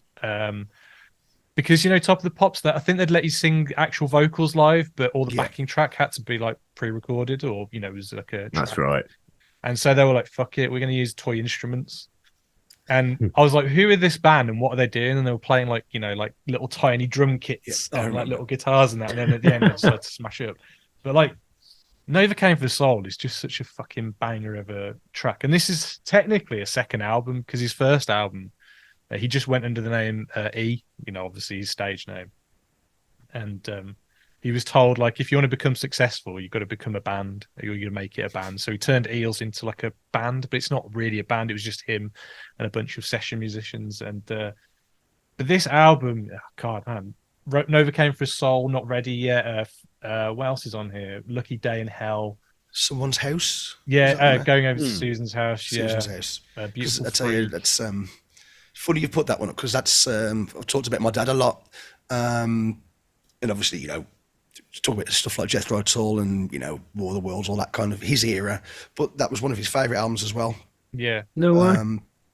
but like I love everyone. I wouldn't say I love everything the Eels have put out since, but after that they did Days of the Galaxy, Mr. E's Beautiful Blues, and Soul Jacker's a great one. What's the double one? Oh, they did the double album. I don't know, got loads of records, but technically the second one or their first one is still my favourite. And going to see them in a couple of months' time in March. I'm looking forward to that. Awesome. That'd be good. But it's always interesting because you never know what you're going to get when you see an Eels show, because it could be a full band or it could be just him and the Chet, and it's usually like they will swap instruments and they'll play piano or sometimes he's got like a whole string, like a whole like little orchestra with him. And so I'm not sure what we're going to get with this show, so that'll be interesting. Hey, sounds electric. Hey. Hey. What's your Nice number? one. Gonna say, I'm really jealous. Three, You're gonna, then? I'm jealous. You're gonna go and see that show. Jellied Eels, I guess you could say. Nice. Go on then, Doug. What's your number 3? I was in two minds. This one or El Diablo by Will Haven. Will Haven got me into this kind of stuff, but it peaked, I think, with "Kiss It Goodbye." She loves me not. I don't know that one. Oh, amazing! It's goes from Rorschach, Dead Guy. Okay. That kind of scene, and that was the. It came out in. I'm going to make a note of that bad boy. 1997, Well, it's absolutely. recorded, Tom, so you can always come back to it. No, that's true. Kiss It Goodbye. Kiss It Goodbye. She loves me not. Nice. It's chaotic kind of hardcore. It's not too dissimilar to like Dead Guy and Rorschach, but I'd listened to this before I'd traced back into what they were pre Kiss It Goodbye. They only put this one album out and a couple of 7-inches, and then they split up. If you like that kind of chaotic kind of hardcore stuff, like let's say I'd put that just a touch over the likes of Botch, just because it was one that I heard earlier. But yeah, again, Tempest, super into Will Haven. If you got anything in that sounds like Will Haven, here's about this. Yep, took it home and there you go. Job done. Bosh. You know when you're talking about music that you kind of like, you don't know if you like it when you first get it, but then you keep listening to it over again. Like is it the second album, Withen? I can't pronounce it. Oh properly. yeah, WHVN. Yeah. But like when I was 14 or whatever, when that album came out, and I bought it because I make knew me feel old now, dude. 14, 15, whatever. But like, and they were like, because obviously I was into Deftones, so I was like, I've got to check this band out, and I put it on. And I was like, I don't know if I like this. This is a bit much for me. But then the more I listened to it, I was like, fucking yeah, give me more of this. This is fucking awesome. So yeah, just because the vocals are so scratchy and like, man, yeah. I thought that with Leatherface. About the punk band. Yeah, man. He had a very kind of unique voice there. Yeah, a bit like yours at the moment, Doug. Yeah. Leather throat. Leather throat, huh? But yeah, the vocalist on that Kiss It Goodbye, yeah, just to finish it off, yeah. Did you perfect nervous breakdowns, most perfect nervous breakdown set to music you'll ever hear. It's amazing. Oh, amazing. That sounds just my cup of tea then. Did you go to the Plain Enemy show at the Scruffy Murphys? No. It was fucking brilliant. Shoot at those lads, wasn't it, as well? Yeah, man. And we all went back. It's really weird because I've moved into a place where Russell used to have a flat over the road, and they all went back to Russ's afterwards and stopped there. And they were touring with like a feminist vegan was driving them. And like they were lads, do you know what I mean? Yeah. They came back to the Duncans and they were just like, I think they had bacon sandwiches and just just had a right chill. Yeah, it was good. I won't go into the rest of it. Anyway, and what was it? My number 3 is what I'm going to go for. The Jesus Lizard Goat. I was thinking they were going to pop up in your. Man, I was waiting. Just which one? That was the question. Yeah, this is. I didn't know which one to go for. To be fair, they're all amazing records, and I was lucky enough to play some shows when I was in Bee Stung alongside like David Yow's of the band Quay and can call him a friend now, which is nuts because like for such a long time I've like just can I say bummed off this band? I'm gonna say it. I just bummed off him. I just absolutely adore him. Dwayne Dennison's like guitar playing, perfect. Like what's his name? Oh god, the name escapes me. The bassist. Kinnison. This kid, yeah. Oh, fuck the names. They're all incredible musicians, locked in, just tight. And then you've just got a nutcase at the front, and they just went on to like inspire a lot of shit bands, but like it was the start of that nutcase frontman. You wouldn't have Piss Jeans, you wouldn't have like any of these. Like there's a band that's just come out now. Oh God, I've forgotten the name of them, but like. The echoes of their records and that particular one for me, like Monkey Trick and like I don't know, Mouth Breather, the time signatures on it, like it's just echoed through time, and you can like look at Idols. Do you know what I mean? Yeah, like not my cup of like. I'm not a fan of them, but like you wouldn't have that band if it wasn't for the Jesus Lizard. And I suppose you could say, in some respects, that you wouldn't have the Jesus Lizard if it wasn't for the birthday party.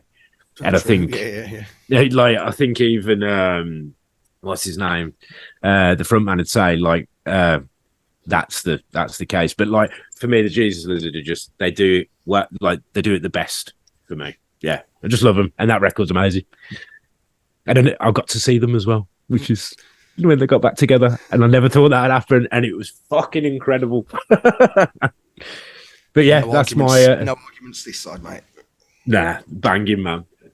Go on then, I'll watch yours. All right, so it was a toss-up for me between 3 records for my number 3. And like Relapse Records for me in like the early 2000s, just they had some amazing bands on their roster, like Dillinger Escape Plan, weren't they on Relapse as well? Yep. And like, yeah, I mean, my favorite of their records is probably their last one, which was Disassociation, which was I think was a fucking incredible record. I don't know if that was on Relapse. Pig Destroyer, who definitely another honourable mention. I think my favourite one was Terrifier. Even though Prowler in the Yard has some of my favourite tracks because what the fuck's that one song? One's gone dead. Trojan Whore is like what fucking banger of track. Yeah. But this is not my pick, by the way. But, this album's awesome. Natasha. Yeah. Have you heard Natasha as well? The bonus kind of like Doom track, but it's kind of like about half an hour long maybe. And it's like came on a DVD and you put it on. Wasn't it all mixed in 5.1 or something? Yeah. Was it? No way. But my absolute favourite band from that era is Mastodon, and I still to this day fucking love Mastodon. And for me, I don't think they've put out a bad album. They've definitely got weaker albums, but I think they're solid. But my favourite one is Leviathan. Like again, going back to Isaac, he got me into Mastodon, and the moment I first put this on, I was just absolutely blown away. Like Blood and Thunder, what a fucking amazing opening track for this album. So good. Yeah, like, just love this band. And like, if there's one band that I could make a music video for, it'd be Mastodon. I'd absolutely love to do. That'd be rad. Video, like a claymation music video for Mastodon. Please let me do one day. So yeah, Mastodon. What's your number 2 then? Again, no particular order, I suppose. I want to go for Joanna Newsom. Ease, it's called. Oh man, I saw Joanna Newsom. I'd love to see her, although I don't think I'd be able to get through a show without like crying.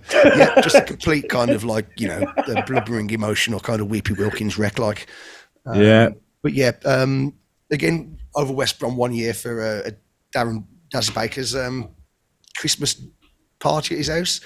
He got on her first album. It was just like this kind of like folky or Appalachian kind of folk music with this girl with like such a unique voice. Everyone always says she sounds like Lisa Simpson, which it is what it is. But that's pretty cool, quirky, Americana, lo-fi, folky stuff. Yeah, wicked. Then she put out the second album. It's like 5 songs in an hour, like a full orchestra behind it. Like, it's just absolutely like a magical. I have to check that. I've never listened to it. I'll have to. Dude, it's She's just a beautiful. girl with a harp. Like, say this album, she's got like an orchestral backing. The producer Van Parks or something. But he kind of like put an orchestra together, and it's amazing. I'll never stop listening to that one multiple times, a week, a month, all the time. Love it. It's amazing, man. Go on, Tom. What's your number 2? Okay, well, you've actually spurred me on to another one. So Baker got me into this, Elliott Smith, and I'm trying to think which album I'm going to go for. I think it's going to be Figure 8. Have you gone for Figure 8? No. Excellent. Well, like for me, I pop that on, and it's like just coming home. And you have those records. You're a recent convert to Elliott Smith, which surprises me actually. I'd say in the last 4 or 5 years, but the person who got me into him was like originally, because I only gave him a little bit of time, but I was deep in my screamo phase, was Darren Baker. And it was when he started doing all his solo stuff and doing man, and like I love Baker's solo stuff.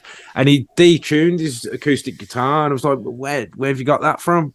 And he was like, Elliott Smith, check it out. And I did, and I was like, okay. And then a few years later, I bought these vinyl records. I wish I had them here, and I got Figure 8, and it didn't leave my turntable for like 6 months. I need to listen to it. Man, honestly, like it's proper. I don't know. He got. I can't remember what it's called. He got some form of award, didn't he? When the Novello or something, was it? Yeah, he got a Novello, but also was it the Goodwill Hunting soundtrack he was on? But that. Yeah, just an all-round amazing musician, but not in the common sense of the word, where it's like he's got the most amazing voice, but there's something about the way that he layers it, because he does layered tracks of his vocal, and it's not like he's doing harmonies or anything, but just fucking it washes. I'm going to be a cheesy bastard. It washes over me like a breezy wind. For me, I don't know what that even means. My introduction to Elliott Smith was Royal Tenenbaums, because Needle in the Hay. Is that's it? Sorry, when that's the film when Luke Wilson's like tries to commit suicide, and then that kicks in. I was like, what the hell is this song? Because I think is it mostly Beatles tracks that are in that film or something? No, that might be another Wes Anderson film. But yeah, it really stuck out to me, that song. I was like, what's this? And I like had to discover who it was, and then I got massively into him. And then a couple of years later, reading the news, and it says Elliott Smith has died, and I was like, what?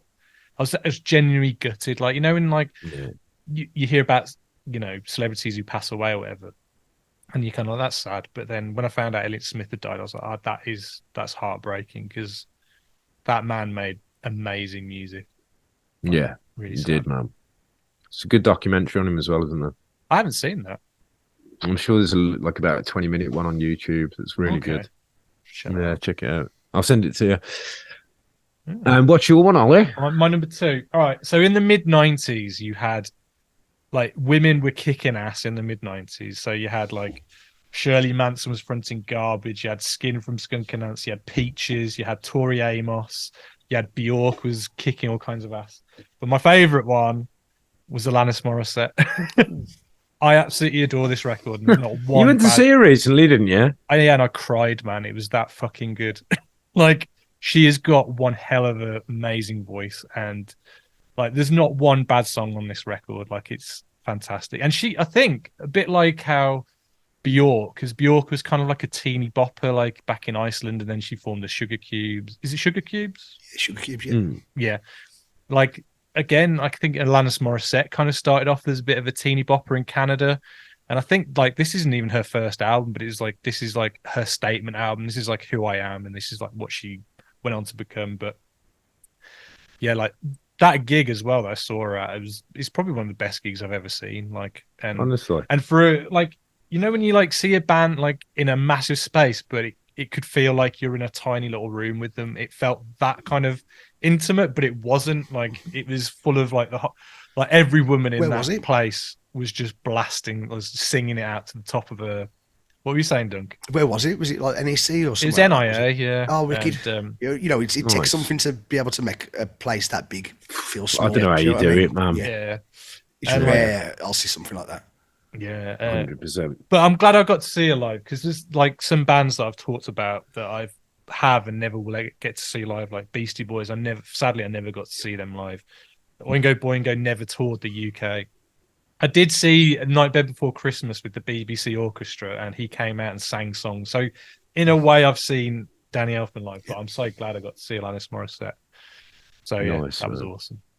What's your number one then, Duncan? We're on number ones. I think Jesus, so. I got about 10 more. Yeah, we are. Yeah. We've got So I've 3 got a minutes handful left here. of this. As I say, but, they're in no particular we can start order. one more and then we can be on our jolly way. Yeah, no particular order other than just yeah. I suppose if you want to give me again another important one for a certain, you know, how certain things turned out for me. Mayhem, Dimmysterious, Tom Satanas.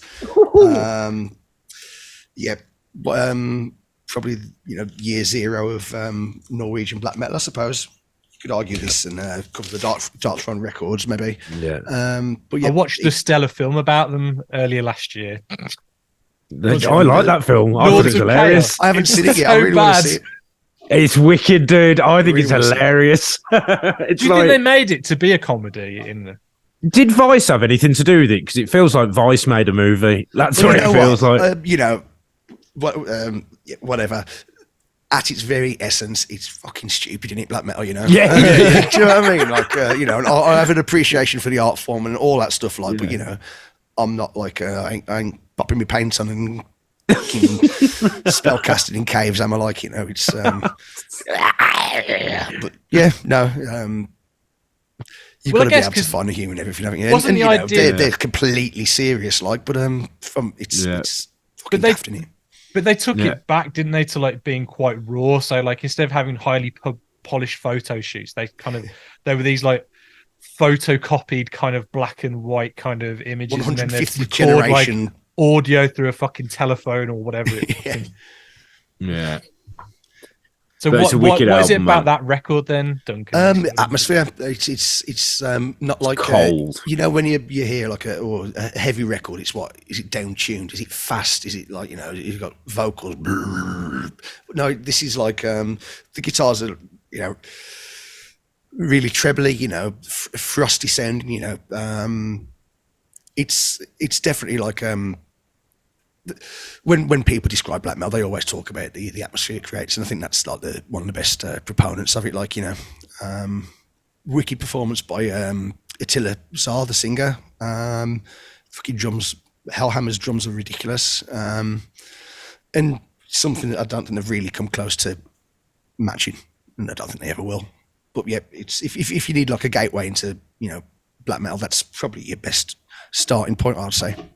At what point in their career did that come into that record? Was that like This was, I think, if I'm correct, I think Euronymous had written all the music and then he was killed. So I think they then got Attila to do it in his absence. You know what? I can't quite remember, but it's their But you first like or it, second that's the full main length. thing. But like it's the a cool. It's like the optimum one for me.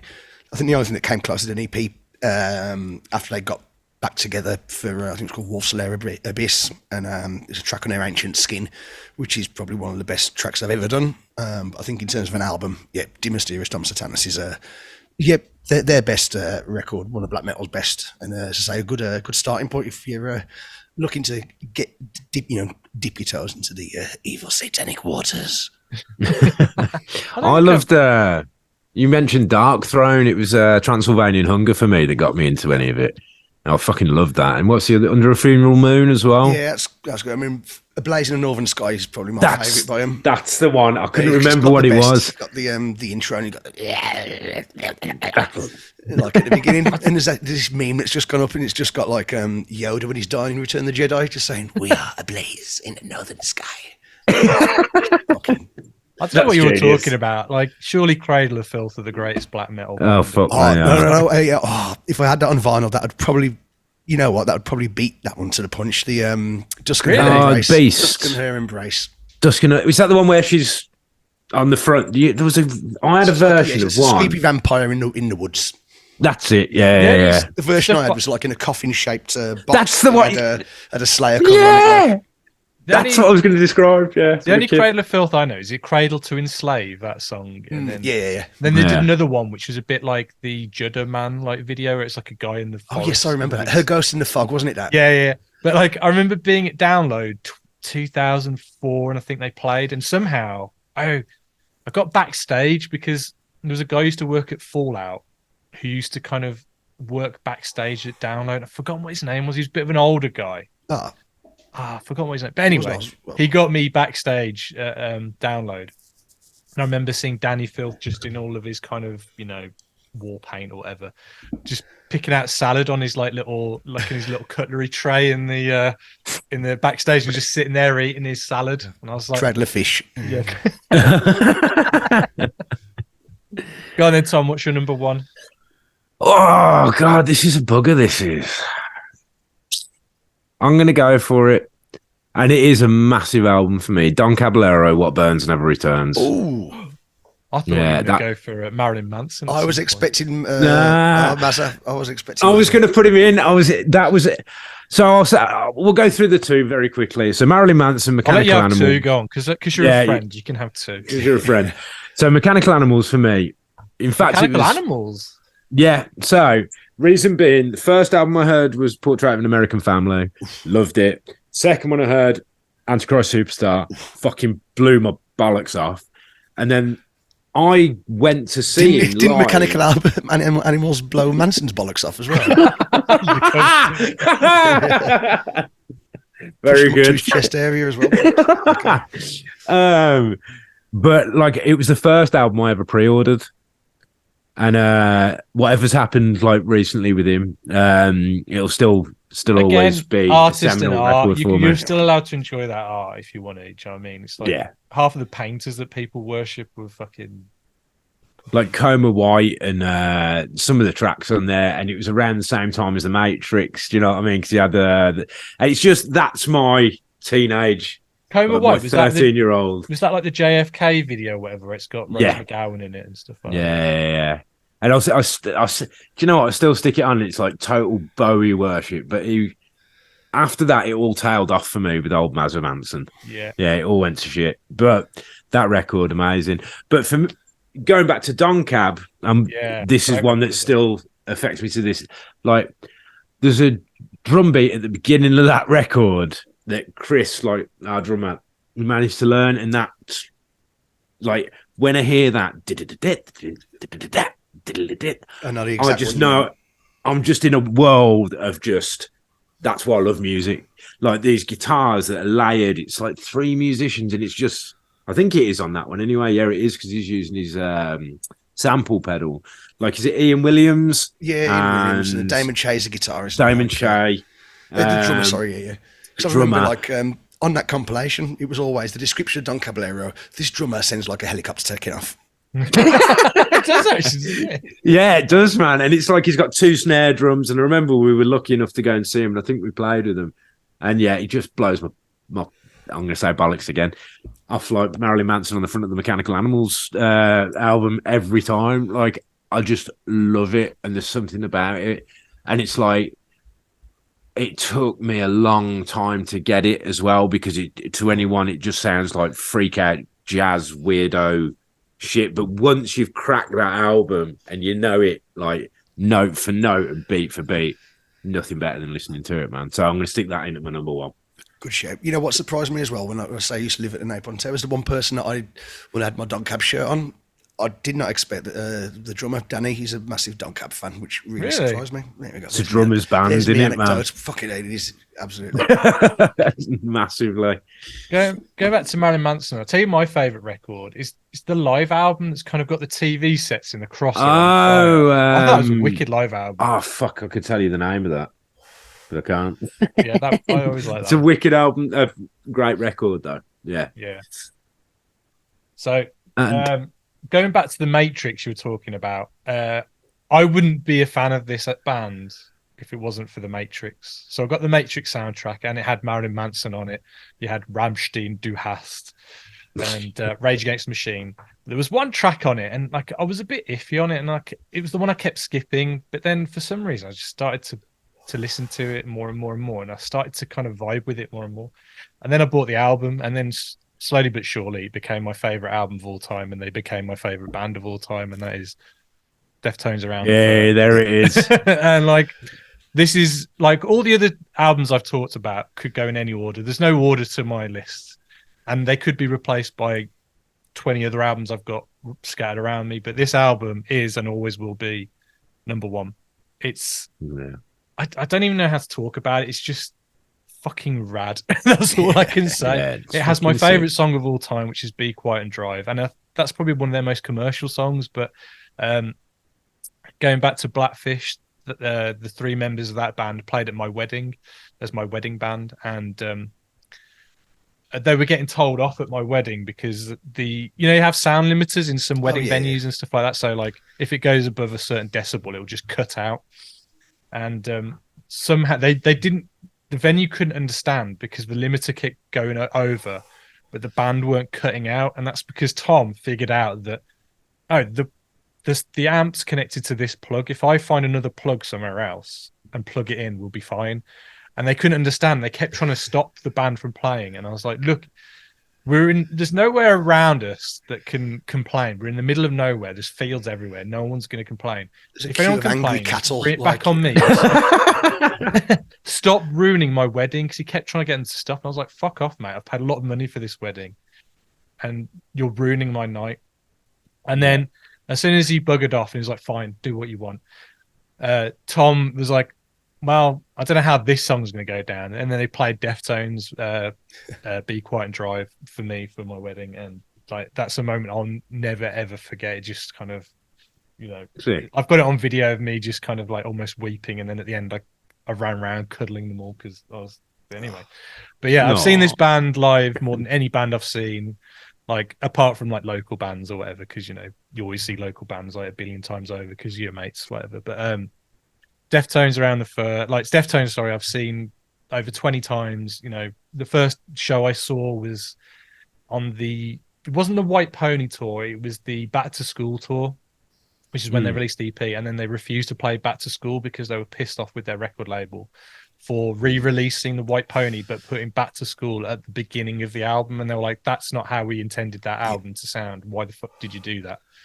And I still remember like they had a massive red sheet covering the stage, and there was just like a bright light blasted against Chino as he was kind of in that crouched position as he's kind of like singing. Just see the silhouette of him behind this sheet, and then he just drops down, and I just went, yeah, like fucking. I'll never forget that moment. That was like awesome. That was like seeing Marilyn Manson with my mum in Brixton Academy. That was. Yeah, that's the story I needed to tell quickly. Bless her, God rest her soul. She was.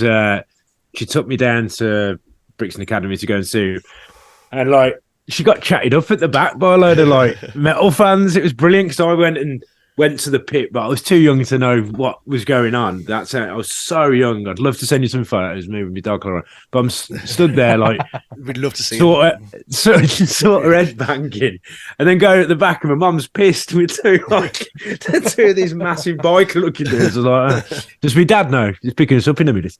But yeah. No, I've really enjoyed that one, But I really enjoyed it. But yeah, so that show also went with this guy called Russell, who was the guitarist of Chump State, the band that I was eventually in, but I wasn't in the band at that time. And there was a big falling out with the members of Chump State and Russ, and he left the band. But before he left the band, he bought me a Deftones ticket, but I paid him for it. So it was my ticket, but he had it. And then just before the gig, I was like, so how do you want to get to Manchester then to see the show? And he's like, oh, something to tell you, mate. I was at college the other day, and my mate didn't believe me that I had Deftones tickets, so I bought them in to show him. And then I put them in my pocket, and then my mum washed my trousers, and the tickets like got ruined in the wash. Oh yeah. And I was like, you what? I paid like 30 quid for that ticket. I want to go and see the show. And I was like, what the fuck? I want to see. I'm going to see the Deftones. So I was like phoning at the venue, going, my mate's ruined the tickets. Can we get replacement tickets? And I go, no, it's not possible. Blah blah blah blah. And I was thinking, this doesn't sound right. This sounds really, really fishy. And so I phoned his I phoned up his house when he was at college, and his mom answered the phone, and I was like, Russell said you washed our Deftones tickets in. Is that true? And she goes, no, I'm in his room cleaning it right now, and I can see them on his like pinboard. They're sitting there. So he phoned me up and he goes, "Oh, I'm really sorry. There's this girl I really fancy at college, and I said she could have the ticket." I was like, "It's my fucking ticket. I paid for it, you dickhead." So I told Isaac this, and because there was the whole fallout of him like with Chump State and all that kind of stuff. My friend's parents were going to drive us to Manchester because my friend Lena was coming with us as well. Because I said, "Look, get a ticket because I don't want to go with Russ by myself." So they got a ticket, and I told Isaac this, and he goes, "Okay, where are you meeting them?" I was like, "I don't know yet." And he goes, "Meet them outside the McDonald's in certain Coalfield because we can go on top of the car park and just fucking pelt him with eggs." And so so we parked up outside the McDonald's, and Russell was standing outside the McDonald's, and I got out the car, and Lena got out, and I said, "Look, don't go towards Russell." And she goes, "Why not?" And I was like, just wait. And so I was like, "Russ, come over here." So Russ walks across the road, and then all of a sudden these eggs just go. It's kind of like a war movie where it's just these eggs just going flying backwards and forwards.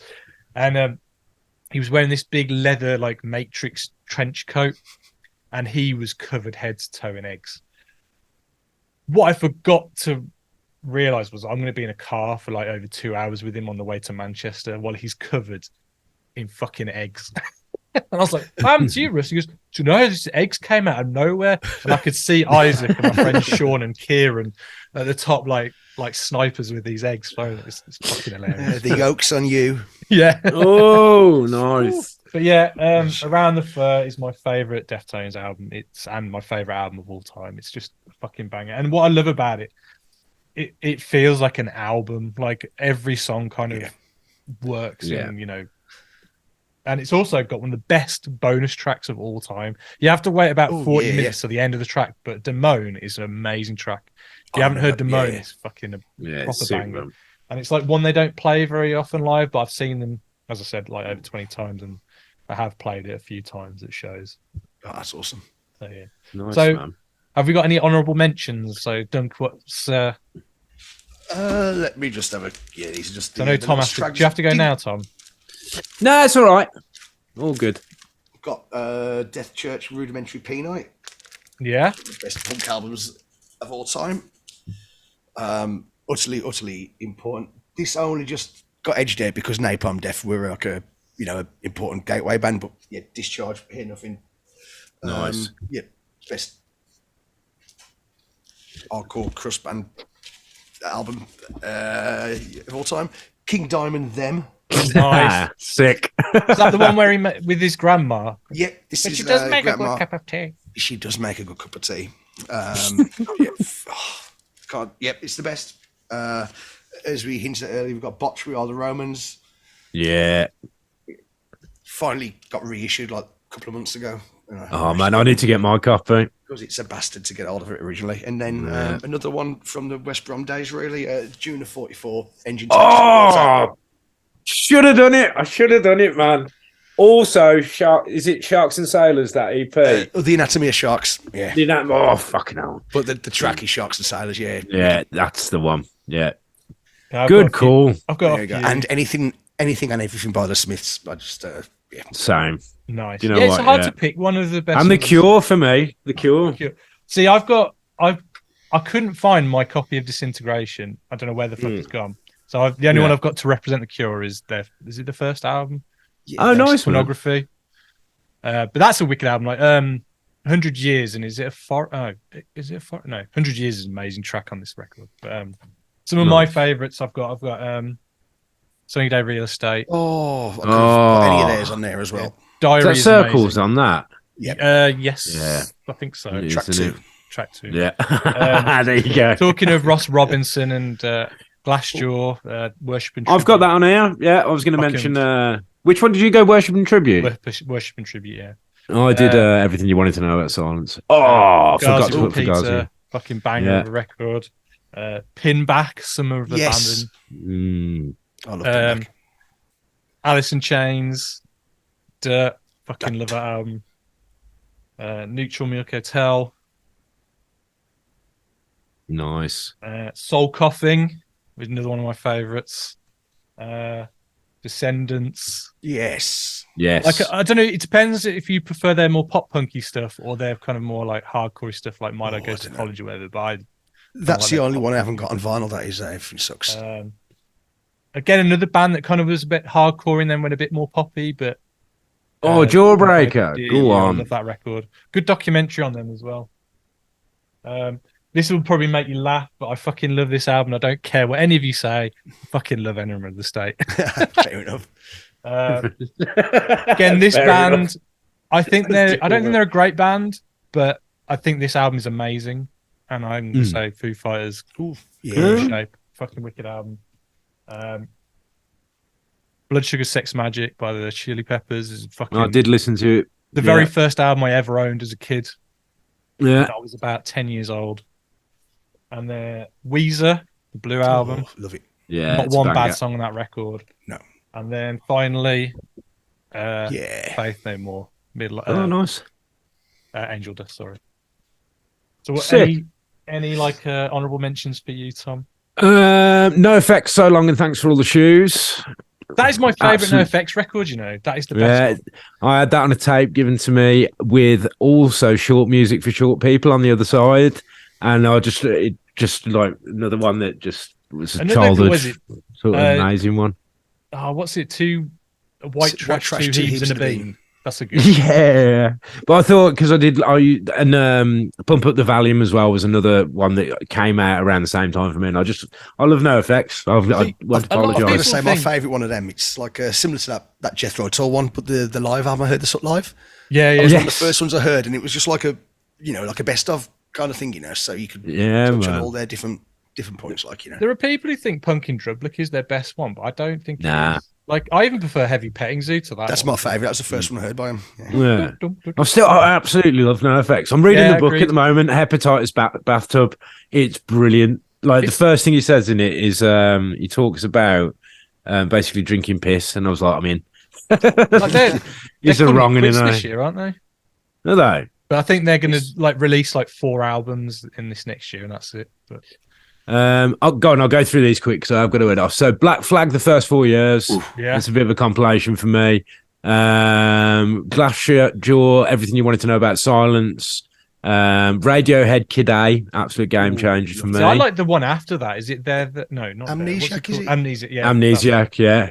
With their Braid, Frame and Canvas, we mentioned them Nice. earlier. Yeah, beautiful. Oxbow and Evil Heat. Yeah. Dirty one for me. Dirty one for me. American Football, self-titled, that's on there. Basically, I have a list of about 100 records here, so I won't go through them all. But like the ones that we've talked about, yeah, I'd say they are my top 10. Awesome. I've really enjoyed this. I think we should do another one. I want to do more music ones. Maybe- I enjoy this. Maybe I like could our just sit here and talk. like our favourite shows or something like that. That'd be a good one. Oh yeah. I want to do Duncan's Guide to Black Metal. All right, let's do that then. You can guide us. You have to dress up in war paint though, cannibal. Oh, okay. Yeah. Excellent. Cannibal Holocaust. Yeah, Paint.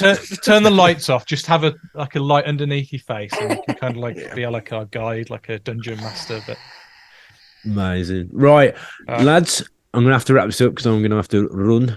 all right, it's been a pleasure, Duncan. Thank you very much. So, just Thank you, Pop before we Pickers. go, like, where can people find your music? Go on, Tom. My music. Do you know what? I've come off of everything but Instagram, search Deadbird, and our album's called In the Absence of.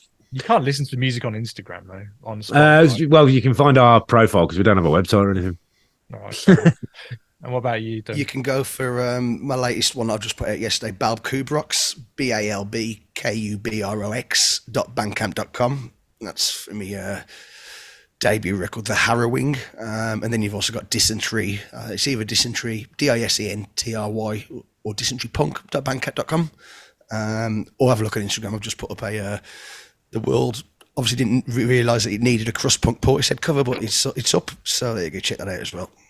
Is your record on Nice. Bandcamp, Tom? Yeah, it's on Bandcamp, Apple, all the major Get it on streaming Bandcamp. platforms. Support your local artists. Yeah, and our record is actually getting shipped to people, and I have a certain person's record Oh, nice. And a t-shirt. No t-shirt. No, I don't know. You got to sign mine though. Yeah, of course I will. I'll do a cock and ball. You can actually find the Chump State EP on Bandcamp as well if you want. It's free. And I want to get that Dead Sun Rising Soulway split. If you could send that over to me, Duncan, I'd appreciate that. Drop us a line with all your emails because I've got them all as a zip file. I've got the whole Dead Sun back. Yeah. Sick. And have you got any of the old Catapults? Catapult? No. Oh, Wounder. Right. Anyway, it's been a pleasure, fellas. Thank you very much. Take care, everyone. Goodbye, and see you soon. Bye. Bye.